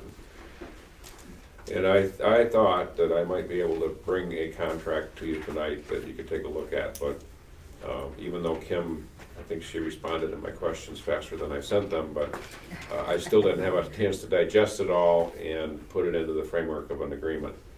So, you know, that's really, I mean, when Tammy brought this to my attention, I think the idea was a May 1 start date, and I said out of the gate that I thought that might be a bit optimistic. And the one thing for the board to consider is, you know, this is one community that wants to partner with you, but there may be others, and that's the concern I have, is whatever we do in this situation, if that's what the board wants to do, we want to try to do it in a way that if somebody else knocks on the door, we've got it ready, and we simply say, here's the agreement that we did with Walled Lake, and we'll do with you, and it's adaptable to whoever might come your way. A perfect example of an additional. I'm sorry, Pat, did you want to say something? Well, I just had a question Sure. that to explain, I don't know, either you or Kim, for the sake of, you know, our community of the Highland Township people that live here, what is the advantage for us to do this? And then if Gary's gonna be doing all this work on it too, are they gonna share the costs on that, all the legal time and the things that we do? I mean, I wanna make sure that this is advantageous to the people of Highland too. Right. What this does is it opens the door for our buses to travel to areas that they wouldn't have traveled to before, and you can even look at it as if you did transfers. So you could take somebody to, say, Walled Lake ironically uses Wixom's senior center because they don't have a senior center, so they contribute to Wixom. They use their senior center as a bus, kind of a bus stop, bus depot, if you want to call it that. So you could take people there, they could pick up another bus, or we could take them right to places that we couldn't before. And you can then also maximize the number of buses. We have 5 buses. Walled Lake has 2 buses. So you take 7 buses and you distribute that over a broader area, more people can get serviced. And it's the other part is having the resources that are through millage. They're more guaranteed than just grant money.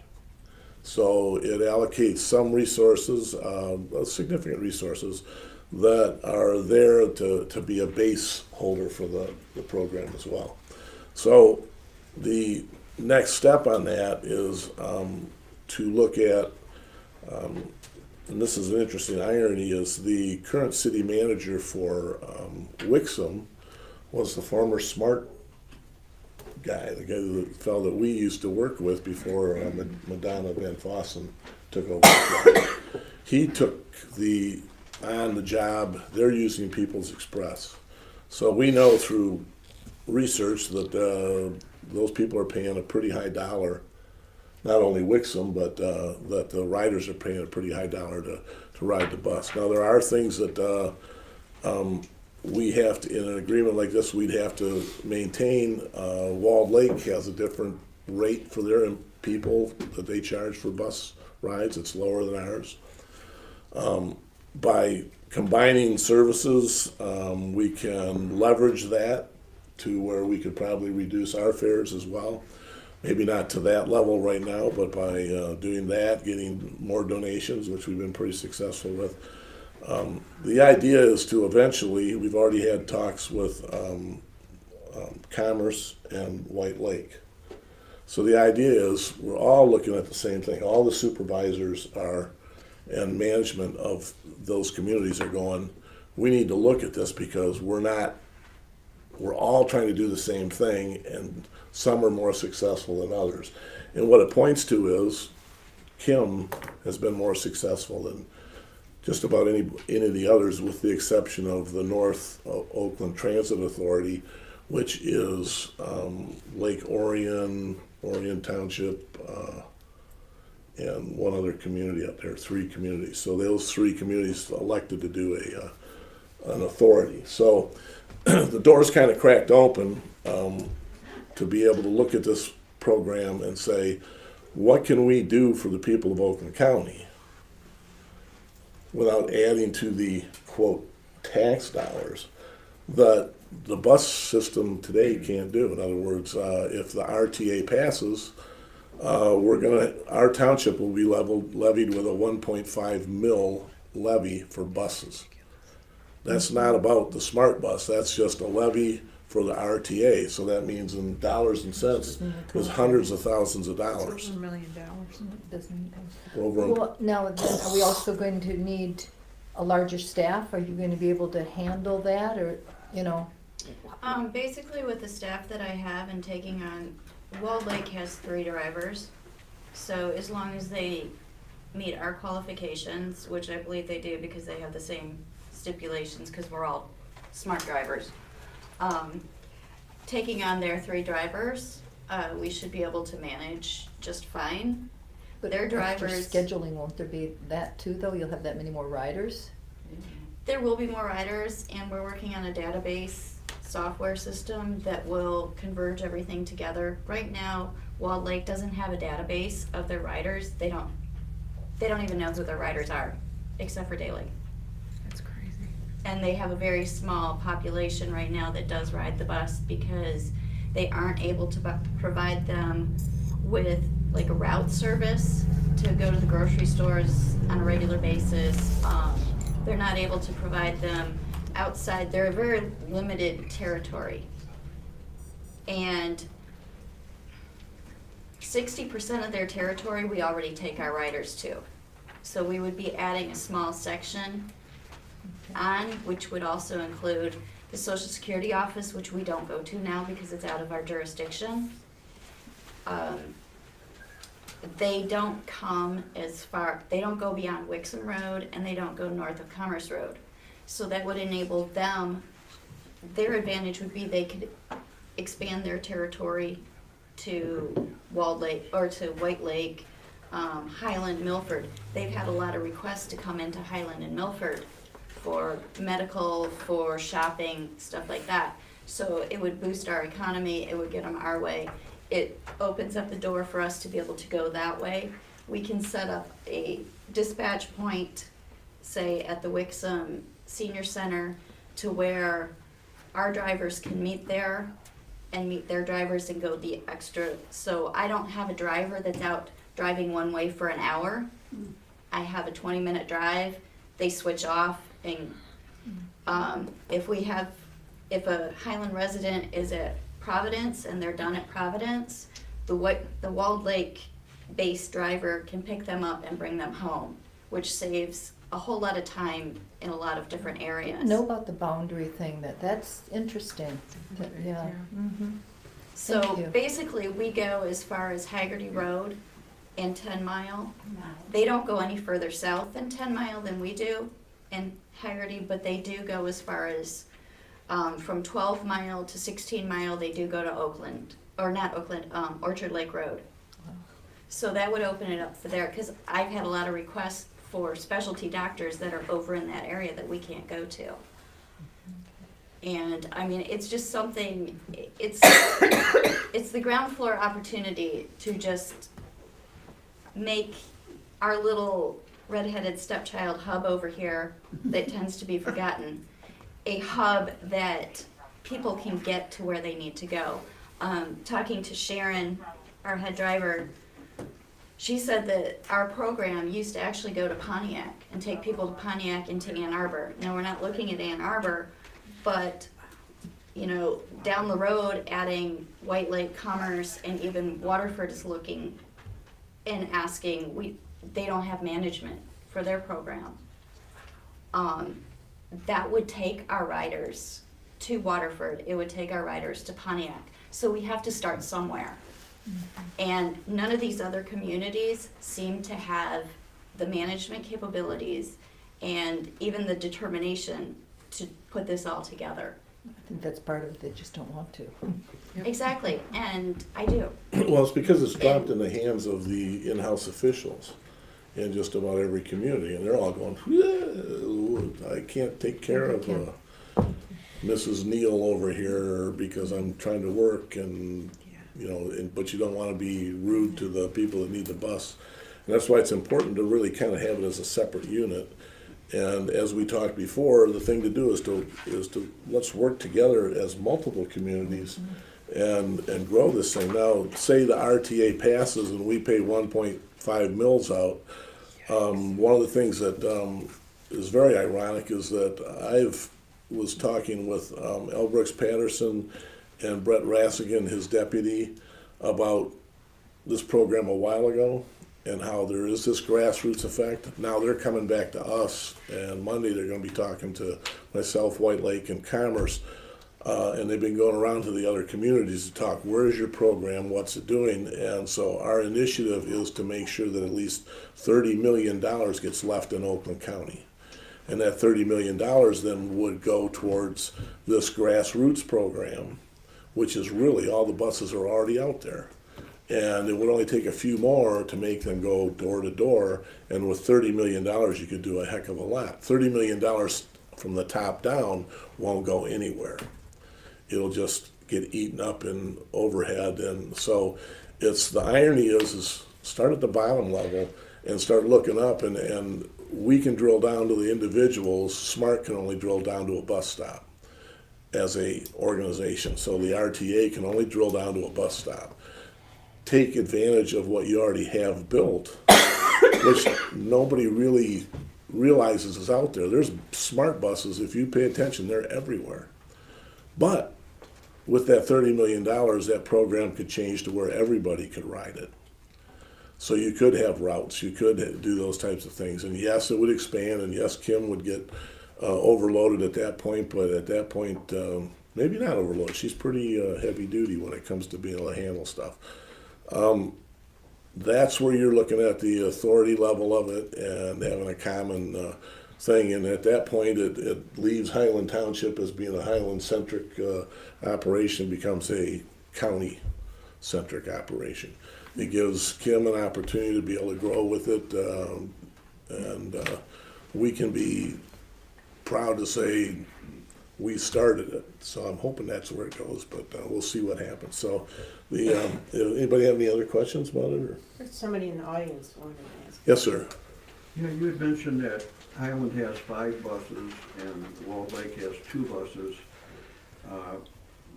but you're going to give, I would expect, the same coverage to both areas, Walled Lake and Highland. So apparently you'll be allocating some of Highland's resources to Walled Lake. Wouldn't that, in fact, cut the services to our community and the Highland residents? Nope. Because what you're actually doing is increasing the overall number of buses that can operate. The same thing with Commerce and White Lake. They only have 1 bus. So you can guess that their service to their community is limited. But they do have resources. So it's a reallocation of resources towards buses that we already have. And then the other part is Kim has been very successful because she actually goes after these things at getting new vehicles. So the program would be that we apply through these other communities to get more vehicles. And SMART is actually interested in that level of it, but they want to be sure that the management occurs and that it happens. So what looks like an inequity, in reality, those buses will be moving and passing, and you're really just utilizing the resources for everybody for the same exact reason. And 90% of it is for the elderly or retired or older community that have our inability to be able to get themselves from point A to point B. So it's really a valuable tool. There's a lot of people sitting in 100 square foot rooms that don't ever get an opportunity to get out. And this gives them that opportunity. Plus they have drivers that treat them like individuals. And so they get that personal attention, and that makes a huge difference. It's kind of like Meals on Wheels. When somebody shows up at their door to pick them up and take them someplace, they're ecstatic about it. Yes, there can be some difficulties, but some of us, as we age, we get more difficult. Like my whole coach over there, the guy's difficult to no end. Thank you for wearing that WMU thing. Okay. One more question too. Yes. I remember now when I was reading about that Walled Lake serves 18-year-olds. Was there they have different population that they serve than what we do? Because they are an opt-in community and they do have a millage, they provide service to 18-year-olds and up. You don't have to be disabled, you don't have to be a senior, because everybody in the city is paying towards the millage. Okay, so how are you They can't going- really restrict that. We can set it up in our guidelines because it's not that we're not allowed to take people other than disabled and senior citizens. It's that at this point in time, those are the only status of people that we get reimbursement funds for. So we will keep it in Highland and Milford people at that level of status, but we will incorporate it for the Walled Lake people to still continue to cover their 18-year-olds and up. Again, they come with a large sum of funding to do this. Okay. And their whole base, their population is 7,000 people, whereas Highland is what, 21,000? Well, 19. 19, and Milford is up there. So, I mean, we have more seniors and disabled than they have population that would ride. Okay. And their funding is very close. It's 2/3 what ours is. So, all right. So I guess on that note, tell me if this motion makes sense, Gary.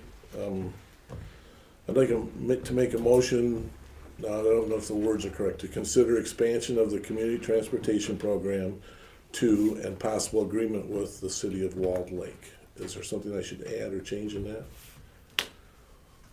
And authorize this township attorney to work with staff and Walled Lake to develop an agreement. Okay, that as well. Support. Just off the top of my head, I think it works. Just a comment. I'm not comfortable with moving forward with this when we don't have any numbers. We don't know, say what, we don't know the funding amount we're bringing in and what our responsibilities are. I'd like to see more information on this before we vote on this.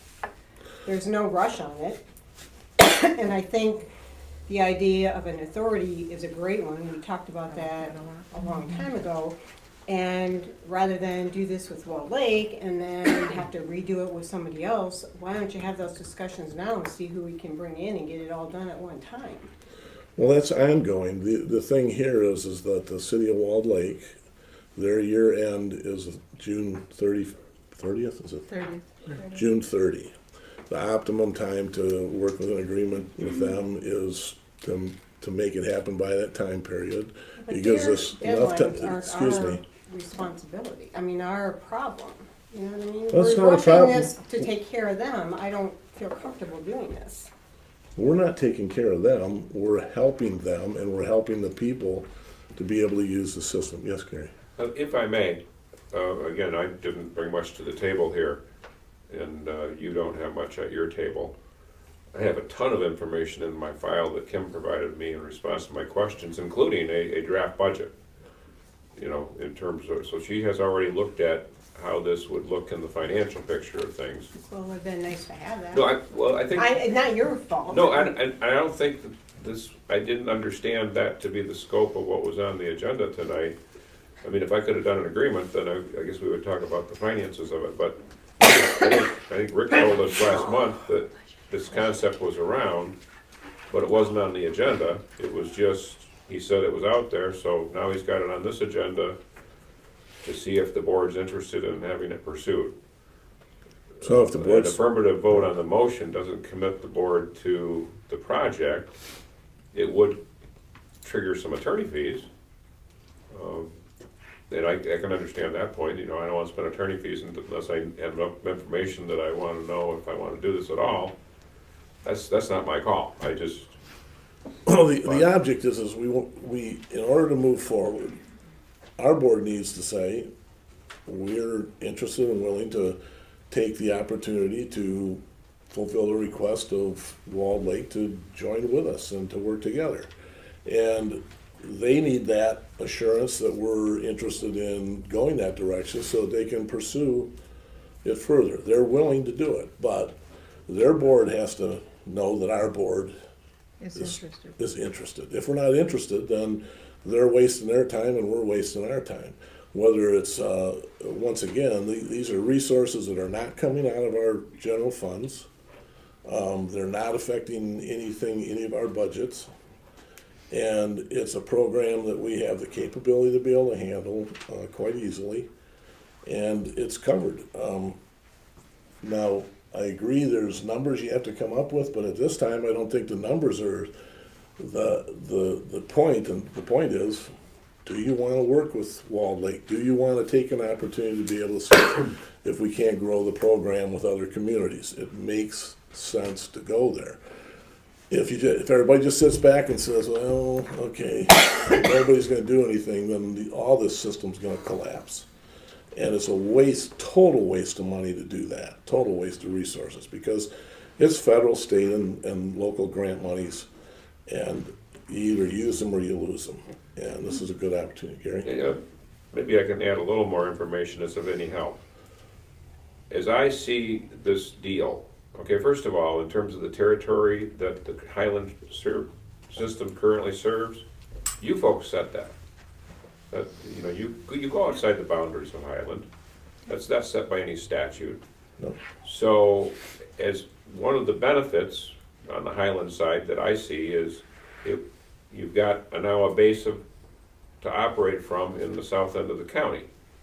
That would allow the board to change the service area boundaries, making more areas available to your residents. From the money I've looked at, Walled Lake's got a boatload of it. They have $135,000 per year of municipal credits through the Smart Millage, and they have a sizable six-figure fund balance in their transportation fund.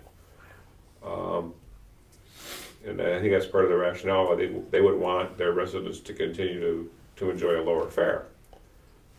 So I mean those are the basic premise. If you do the deal, you've got a base of operations in the south. You have the ability to make more areas available to your residents to use the bus system, and you have a little more financial stability depending on those Walled Lake resources, which, as I understand it, they would be turning over those smart credits, through SMART to us. And those would go into this budget. So a lot more money to operate with. And the more money to operate with, I guess, so if you're looking for benefits of seeing if it might be a good idea, those are the ones I saw. Agreed. But there's negatives. I mean, that's... Well, I guess that's what I want to see. What are the positives and what are the negatives before you make a decision? I don't like making decisions. Well, a negative, even though the money that Walled Lake's throwing into the kitty totally justifies their residents paying a lower fare, at the end of the day, if your residents are paying more than the Walled Lake residents, there's going to be some PR that's needed to explain why that's happening. Right. I mean, I think, because, people are going to think about that part of it, but if you have a dual fare structure, that could be cause for at least a lot of questions for starters. But that's surmountable. What's that? That's surmountable. The Yeah, terminology PR.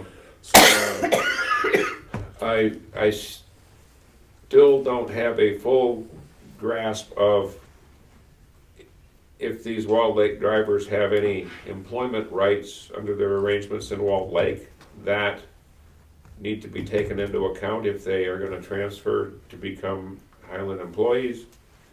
I mean, again, there are different statutes. Pick a statute, it tells you what you have to do. So, I mean, that there are some legal issues to make sure we've got a handle on. I'm not sure that's a negative, but I mean, that's what I'm here for, to try to make sure we do it right. This is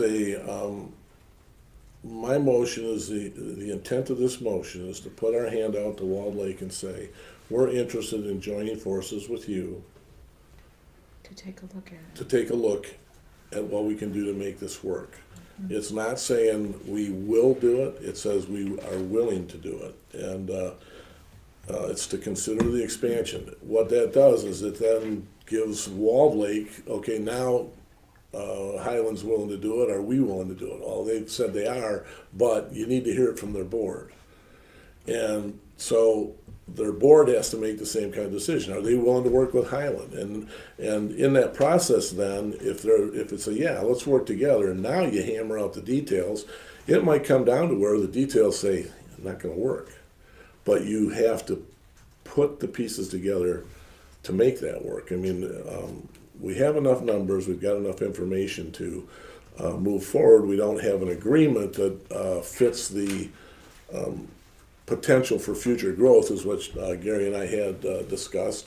Like I said, there's no sense designing an agreement that can't be expanded upon without having to rewrite everything. And so there's a lot of opportunity. The opportunity's knocking. It knocked on our door. We didn't knock on theirs. And so this is a response saying, yes, are you willing to try to work with Walled Lake and build a possible agreement with the city of Walled Lake? That's the motion. So Could we hear that motion again? I know you've read it, but. the motion is to consider expansion of the community transportation program to and possible agreement with the city of Walled Lake. And authorize the township attorney to To- work with the staff and Walled Lake to develop the agreement.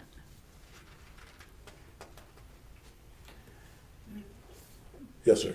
What is the ratio of the population of Highland to Wall Lake again? One, a little bit more than 2/3, Highland 1/3. Highland's 2/3 larger, right? Yeah. Yes. In population, Yeah. because they got a big building expansion going down there in Wall Lake right now. It's unbelievable as far as housing. And I just was curious. Okay. Right. So, motion was made. Do we have a support? I'll on it? support.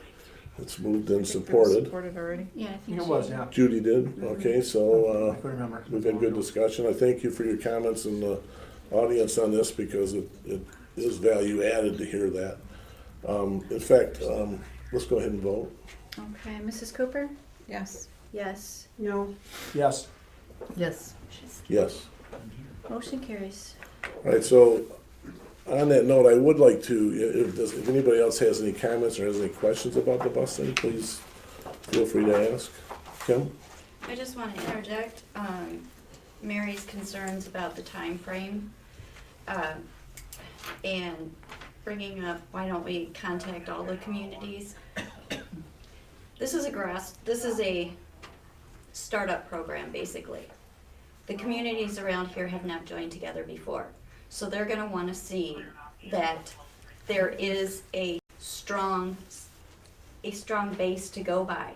So by us connecting with Walled Lake and taking on one community, which is 3 communities away from us essentially, because between us is Commerce, Wolverine Lake, and Wixom, and showing that we can bridge the gap, then it shows all these other communities around here that we have the strength and we have the ability to be able to do this, and it gives them more security to want to join with us. As far as the time frame, it does make a difference if you start out on, because they're giving us the money on their fiscal year. Also, Rick brought up as far as Wixom. Now, if we can have this all in place and be moving forward with Walled Lake by June, July timeframe, then we've got it up and running, and we can show Wixom that this is happening and it's working, because Wixom in the fall will be renewing their contract, or possibly not renewing their contract with People's Express. So that gives us the opportunity to say, hey, we have this going, and we're moving forward with it, and Walled Lake is on board. You're the little black hole in between us, and you could, giving them an option, you could come with us, or you can go with People's Express where you are. I have looked into Wixom and what it costs for their residents to ride People's Express, and it is quite costly. They're all mileage based, and their minimum to go from the distance of like us to the center of Milford is twice the cost of us.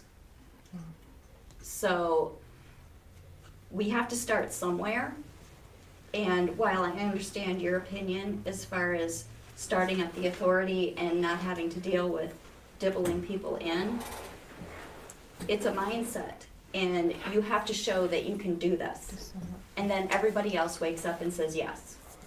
I mean, like Rick says, we haven't reached out to them, they've come to us. Walled Lake contacted me in December and said, hey, we want you to do this. Can you do this? And White Lake and Commerce have done the same thing. They want to look at us. So we have to start somewhere. We also have our Oakland County Township Supervisors group, OCATS, that meets once a month. And for the last 3 months, this has been the topic of discussion, is transportation. And that's why I said Oakland County, this past month, they showed up at our OCATS meeting and said, hey, we want to talk about transportation. So the irony is, everybody now is talking transportation. So the ears have been opened by continually pecking at people and say, how are you doing your bus program and what kind of techniques are you using? And then when I go with Kim to the SMART meeting every January, the net result is there's 13 different operations, multiple communities, and they're all saying the same thing. How do you take care of your buses, and how do you do this, and how do you do that? They're all trying to reinvent the wheel, and there are people that are put in positions like the director, our former director of our activities center, Barb, what's Barb's last name? Rollins. Barb Rollins, now is the director for activities at Independence Township. She's put in charge of 3 communities, doing what Kim does, and has to run her community center. So you can see the intensity of what happens. It's a nightmare for her. So if all of these communities can get together, hey, let's kind of do this in one locale. I mean, it doesn't have to be, it could all happen here in Highland, it could happen in White Lake, it could happen wherever it needs to be done, but it can all be done electronically. That's the interesting part. So it's interesting. It's something that has been on my mind since I first tried to figure out what this bus program was we had in Highland. As some of you know, we had some differences of opinion with Milford, but we still pick up their residents. I think that what will happen is that there'll be a change in mind, and we'll be able to do a broader community thing, and hopefully they'll see the value added and put some resources towards it. So I appreciate the board giving an opportunity to be able to look into this and to move it forward. And so we'll have some more information at our next board meeting that'll give you more solid numbers and some conversation with Walled Lake in between. Garrett, you're thinking hard there. What are you thinking about? I'm studying your agenda on the screen. Did we miss something? You didn't move it to page 2? Page 2. Thank you. Looking for that adjourn. There's a message. We got some other things to do here. Thanks for your comments. I appreciate it. So the next item is list of bills for 328. Okay. Harold Elementary, we added? Oh, forgot about that one, K. Charitable gaming license. Judy, you want to make a motion? Sure, and you want me to explain what it is? Please. Sure. Basically, Heritage Elementary is having, their PTO is having a raffle, and part of their application to the state, they need a resolution from the township recognizing them as a nonprofit. Okay, Gary. Oh, I'm familiar with the statute. Okay. It's an interesting one. I'm just gonna, you don't want me to talk about it. Okay. I'll tell you that. You want to adjourn, so. So do I move to approve this resolution? I'm sure it's fine. Because I'm sure the state thinks it's fine, because they don't read their own statute. But So I would move to approve resolution number 18-16, the charitable gaming license for Heritage Elementary PTO. Support. Moved and supported. The vote, please. I vote yes. Yes. Yes. Yes. Yes. Yes. Motion carries. Let the games begin. Item number 10, list of bills for 3/28/18 and 4/11/18 plus add-ons. The add-ons were passed out at your table, at the table in front of you. For gas. I would move to approve the list of bills as presented plus, plus add-ons. Moved and supported. Vote please. Mrs. McDonald? Yes. Yes. Yes. Yes. Yes. Yes. Motion carries. All right, next item, number 11, public comment. Anybody? I'd like to say Yes. something if I could. Yes, sir. The past week or so, the Huron Valley School District has lost a couple of giants in our, from our past. Mr. Denver Dunn passed away this week, last week, and so did Dr. Jack Minzy, who, Dr. Minzy was my professor at Eastern. He was big into community education and very well respected. And anyways, they both, and Dr. Minzy's been gone for quite a while. He coached like in the 50s, I believe, and they were still at the old high school, and then Denver's been here for a long time. And so we just lost a couple of giants. I mean, both, Dr. Minzy was 88 or 89. I think Denver was up there too, wasn't he? 88 and 89. Yeah, so I mean, they did a great job, had a great life, but it was kind of hard seeing both those guys go because both guys I knew, and not as well as others, but so we lost two giants the last week in Huron Valley School history, so kind of a weird week. I mean, you know, sooner or later it happens, but still doesn't make it easy. So. And you don't have any option. You're sticking around forever. I've tried. So are we still doing public comment? Yes. Yes, we will. Yes. Do I have to go back up there? Yes. Whichever one wants to go first. Go right ahead. Okay, Dennis, you want to go first? yeah, All Dennis right. Raymond, 6039 Fish Lake Road. I'm working with Dennis Wilson. Oh, you want me to come? Yeah, please. We keep falling off the wagon here. We should have let everybody go up there. Well, let's follow the rules. Thank you. All right, I'm working with Dennis Wilson in regard to the red poppy, and this is probably a perfect example why I'm gonna try to start a charitable legal defense fund to help these people in Highland who can fight these people in court who otherwise do not like to follow the rules of the township and the ordinances. First of all, I find out that it's appalling that this woman is operating and ignoring Mr. Chapman's, you know, all his violations, and she's still doing it, and nothing is getting done. Why is she still operating this? I don't know. But this is, again, I'm gonna be asking for FOIAs from this woman as to when she's getting these permits, why isn't she getting them done? So therefore, I will be going with the attorney tomorrow. We'll see what the next step is in regard to this situation. But this is totally ridiculous. This woman wants to do whatever the hell she wants to do, ignores the fire department, all these violations that were in the paper. I'm gonna be asking for FOIAs on every one of those, and then we will go on from there. This is not gonna keep happening. It's as simple as that. Oh, by the way, if we have 150 people, like Mr. Wilson says we have in the township, and they put in $1 a week for a year, we'll have $7,800 to fight her in court. And I'm sure, I got some names here, Dennis has some coming, and I'm sure we'll have enough money, and once we get the fund going, I'm sure there'll be plenty of money. This fund hopefully will be in perpetuity. Yes, ma'am. I'm sorry.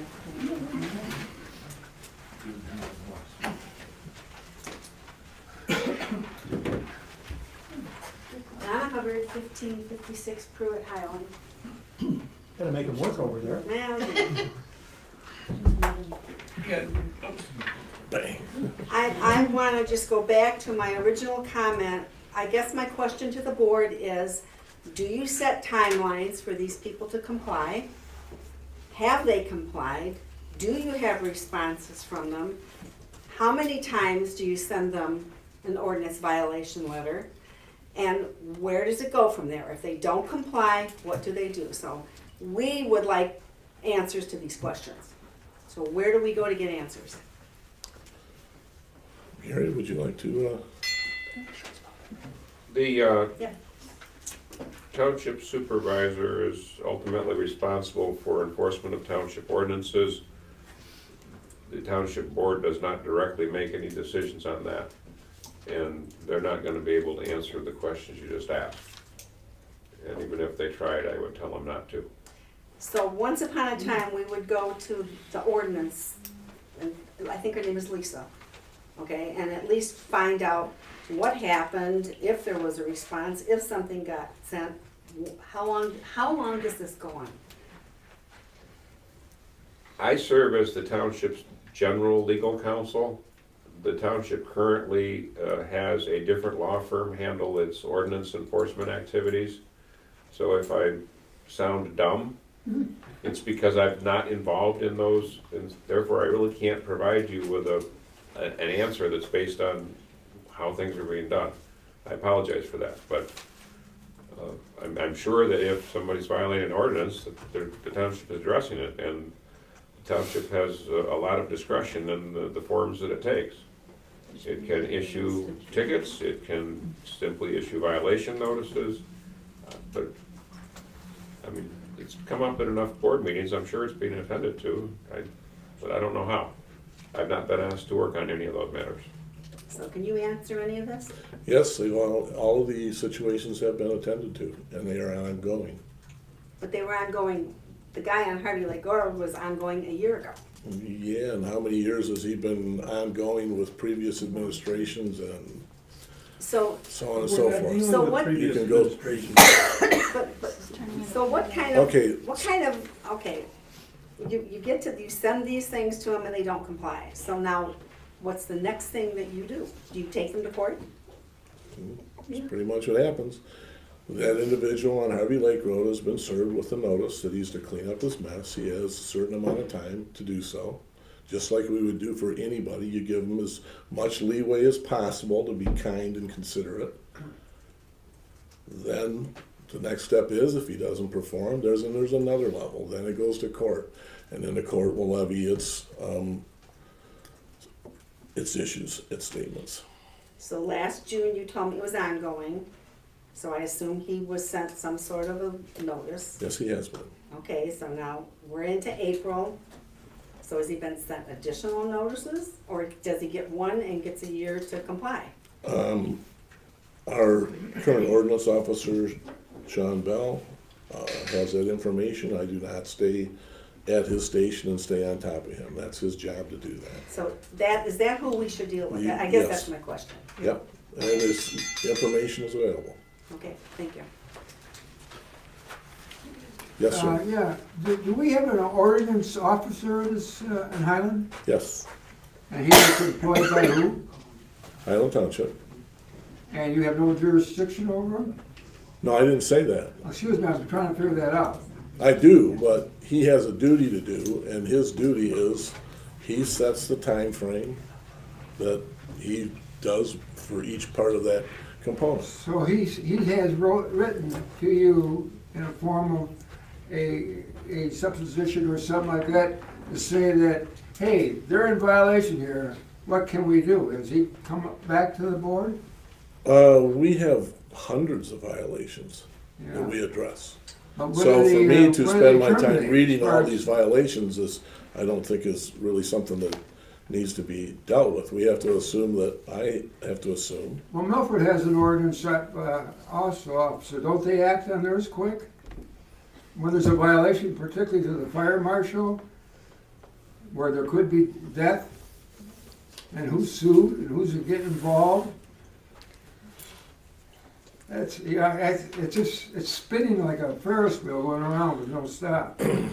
Gary stopped me if I step over an edge here a little bit, but what I want to say is, there's a lot of statements that were made tonight that are inaccurate. All right, and statements made by people in this audience that are inaccurate. And for me to go beyond that, I feel is going to step into a bounds that we already have an issue that's ongoing with an individual that is in this room that I can't discuss because of litigation. So I'm going to do as little talking on this as I'll ever do because of this situation. But statements were made. They're absolutely not true. And you guys are going to have to figure out what they are, but they were statements that were made by people right here tonight in public. Which statements is that, so we know what to address? which statements weren't true. Mr. Hamel, this I is gotta public, this is public comment. Yeah. There is no obligation by the board to answer questions or to participate in the public comment. You choose to do that, you're free to do that. We're the residents of this community. The government works for us, isn't that true? We work for the whole township. Gary, I'll The give a little government- leeway here. Let me, for instance, the statement that, that property is gonna be rezoned, false. Nobody has said anything about rezoning that property, but it's been reiterated multiple times in different situations. Nobody has said it was gonna be rezoned. What was talked about at a previous meeting was, how can you use parcels that are open space to a benefit that would keep the open space? Now, it doesn't mean that anything is gonna happen beyond what's going on now. The individual on that property has been doing everything that she's been requested to do. We're talking about the red poppy here. Everything that she's been requested to do to bring herself into compliance as a B&B. The fire department has gone there to help her understand what it is she needs to do at her request. Not because she was breaking the law or the rules in anything. They did it at her request. The health department went to her property at her request. Everything that she's done, the health department has told her what she can and cannot do, what's legal, what's not legal. The state has told her what's legal and what's not legal. She is addressing all of the scenarios and is applying for a license to do B&B. So she's doing it the way she's supposed to do. But she's still operating, even though he said that you can't operate until these things are done. She had a sign on Hardy Lake Road the other morning that the Optimist Club was meeting at her facility. Mr. Chapman hasn't told anybody that they can't do anything. You're going on a false assumption. I'm talking about the answer to the FOIA request that had the fire marshal saying that she couldn't continue to operate until those things were taken care of. I think you need to reread it. Pardon? I think you need to reread it and see what it says. Okay. So basically what I'm getting at is, it'd be very nice if we could all work together to solve this situation. There's stuff that goes on that none of us know what's going on. It'll creep out and all of a sudden it'll snag somebody and go, wow, I had no idea that was going on. So if we went out and we enforced every single ordinance that Highland Township has, we might as well all pay our $75 because we can find something on just about everybody. So it's following the ordinance to the letter is not necessarily the solution to a lot of the situations that occur. You have to look at the individuals that are involved in it, how they deal with this.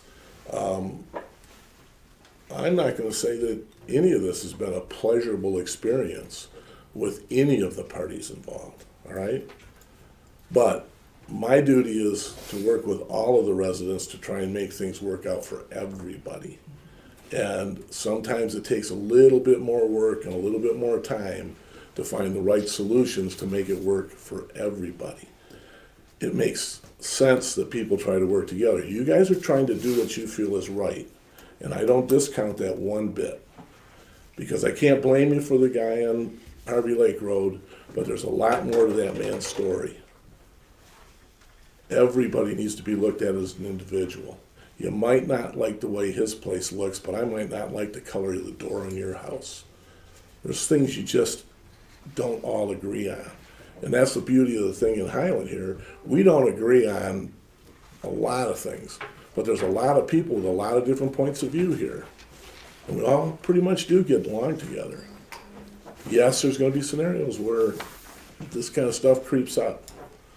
And to put it mildly, the intent is not to put, I mean, we probably could have an ordinance that says that, we could write the ordinance so it would say that you have 27 days or 27 minutes or whatever timeline it is to come into compliance. But the best way to deal with most of it is appeal to the individual's abilities or sensibilities first. And that's what we do. Kinder, gentler first. If it doesn't work, then you ask a little bit stronger. If it doesn't work, then the judge gets involved. So there's a process. And the process we have to follow first. We set the process. It's not done on how fast somebody else wants it done. It's how fast we set the process so it's consistent across everybody in the community. Everybody gets the same shake. Some might not like the shake. So it's unpleasant. I know you guys are unhappy. It doesn't mean that we can't work this out.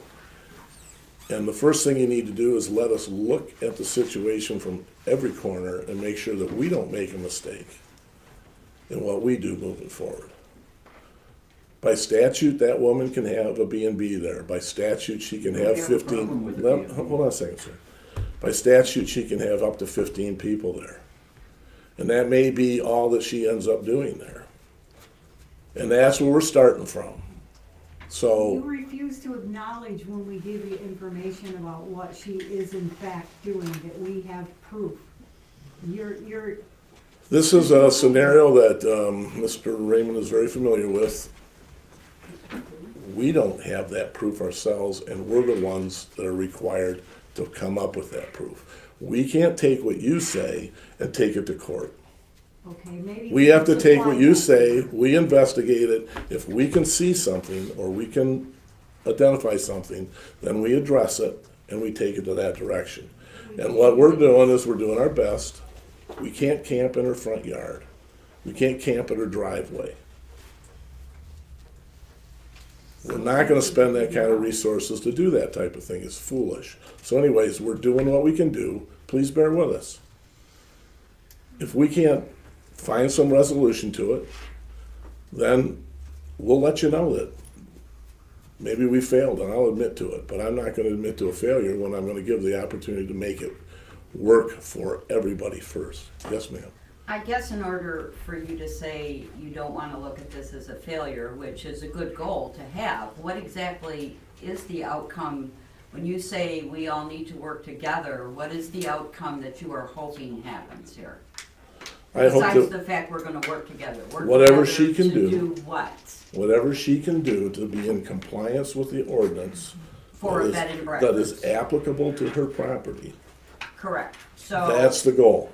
okay, so when you bring up lost resources and revenues, she purchased the home, did major improvements to it, never applied for any construction permits on the home,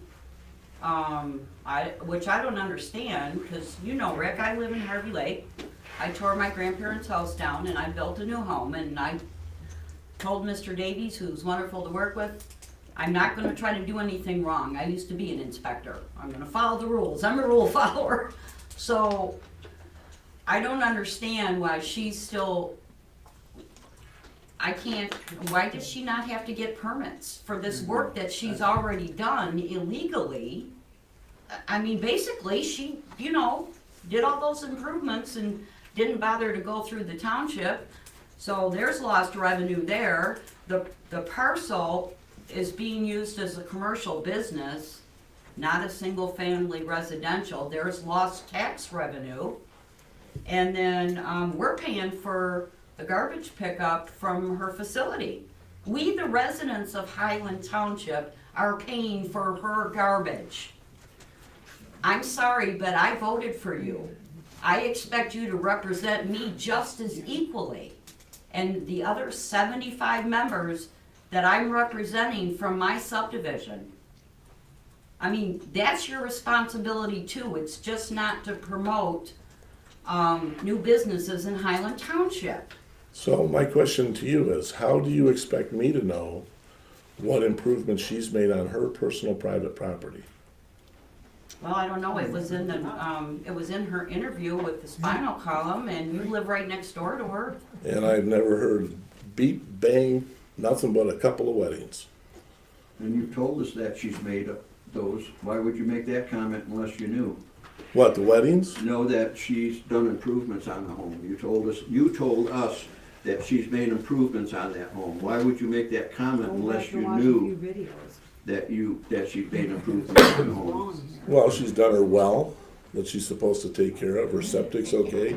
I don't know what other improvements she's done to the house. I haven't been there. Deck Was was she tore supposed to- off and rebuilt. The There's been roof, all that tons of- stuff. Okay, You don't know, well- you live next door to her and you don't know a roof was put on? It's denial. This is No, I don't see her yard. I can't see anything that's in You her can yard. hear it. I'm not home during the day. I don't know what's going on there, and I'm not trying to Rick, evade you're that. playing dumb. We No, know. I'm not playing dumb, and Yes, you I are. take offense to that stuff. You are. So on that account, we're through with the conversation. I appreciate it very much. I'm asking you to be open. I'm asking you to give us an opportunity to make these things work. Please let me try and make it work. And I want it to work, Rick, I do, but I Let me want make it work. I want it to work in the homeowner's side too, not just for the new parcel owner. I mean, we Let me ask you, count. I'm gonna ask you all a question. Aside from the noise, in other words, the weddings, what effect has she had on any of you? Besides she's broken some ordinances, what effect, single effect, has she had on any of you? Yes, sir. You and I had a conversation about spot zoning. Yeah? That affects me tremendously if the thought that you would spot zone her spot out of residential into anything other than residential. Spot zoning's illegal. Why would we spot zone? But you brought it up to me, so I don't know, No, my comment was looking at her parcel and trying to figure out how can you maintain open space. That was where the comment came from. How can you maintain open space in Highland? One, you have to prevent or stop people from building on it. So if somebody has a parcel of that size or larger, and there's an opportunity to do something innocuous. Now, innocuous means not affecting anybody outside of her parcel. Then what damage would that do? And I'm not talking about That having, affects me. how does it affect you? From a business standpoint, I mean, I would love to have the Optimist Club come to my place and maybe pay, maybe buy some coffee and maybe breakfast, whatever. I'm You know, still on the, so- I know you guys don't wanna hear it, I mean, it's but not- I don't have anything to do with what That's- she's doing right now. And the Optimist Club, I don't have that information. I don't get that information. Yeah, so that's But just, that's my opinion. And it's that's a single business, one. but it does affect me personally, Right. so. But what I'm getting at is there's a lot of people that are up in arms about something that can be handled. And I'm asking for the time frame, even if it takes some time to do it, to be able to solve the problem. But to everybody get totally up in arms and assume that we're gonna do things that we're not gonna, that you think we're gonna do, and have said we're gonna do, let us finish the process of trying to make this thing work for not only the property owner, and that doesn't mean that she gets to do anything she wants. She can do her B&B.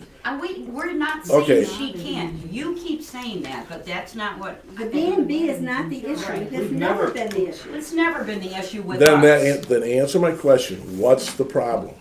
She's doing everything and a B&B. And that's what we have to work on, and that's what I'm saying. Give us an opportunity to solve it. Let's make it better. We have for a year and she's ignored everything that you've done. When you So ask we're for an asking, what are you opportunity, gonna do now? Well, that's why I'm saying she has not ignored everything. Oh, so. She has not ignored everything. All right, you don't know the other side Will either. you accept evidence from us? Bring it in, I'll look at it. I can't use it in court, but bring it in. We can. Bring it in. Well, but we're working on it. To the best of our ability to be able to work on it. I have one more quick question. Okay, and then we're gonna adjourn. Because I'm here, so. not up in arms. This is the first time I've come to the board meeting and expressed my concerns. So, please listen to them. What, if the goal is to promote open spaces, is your concern that, the property owner would go then and subdivide the parcel? Exactly. because I know that's what you had told Steve Pitcher over the phone that day. Yep. So, the street that you live on, Lost Lane, Long time. Long Time, yes. Or Tall Times, I'm Tall sorry. Times, Don't even know my own address. That's okay, I I'm get not there them all very confused often, too. So, who subdivided that? That was subdivided by another individual that bought that 5 acres that was there.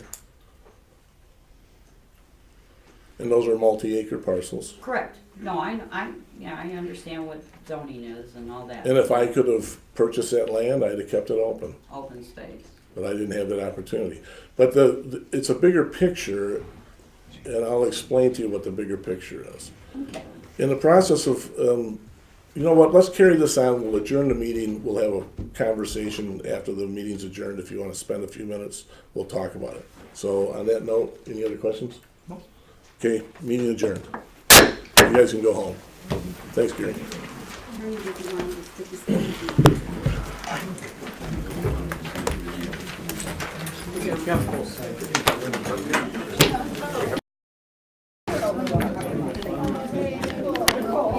I did my best keeping the notes.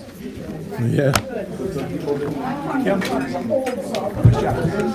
Well done, you're doing a great job.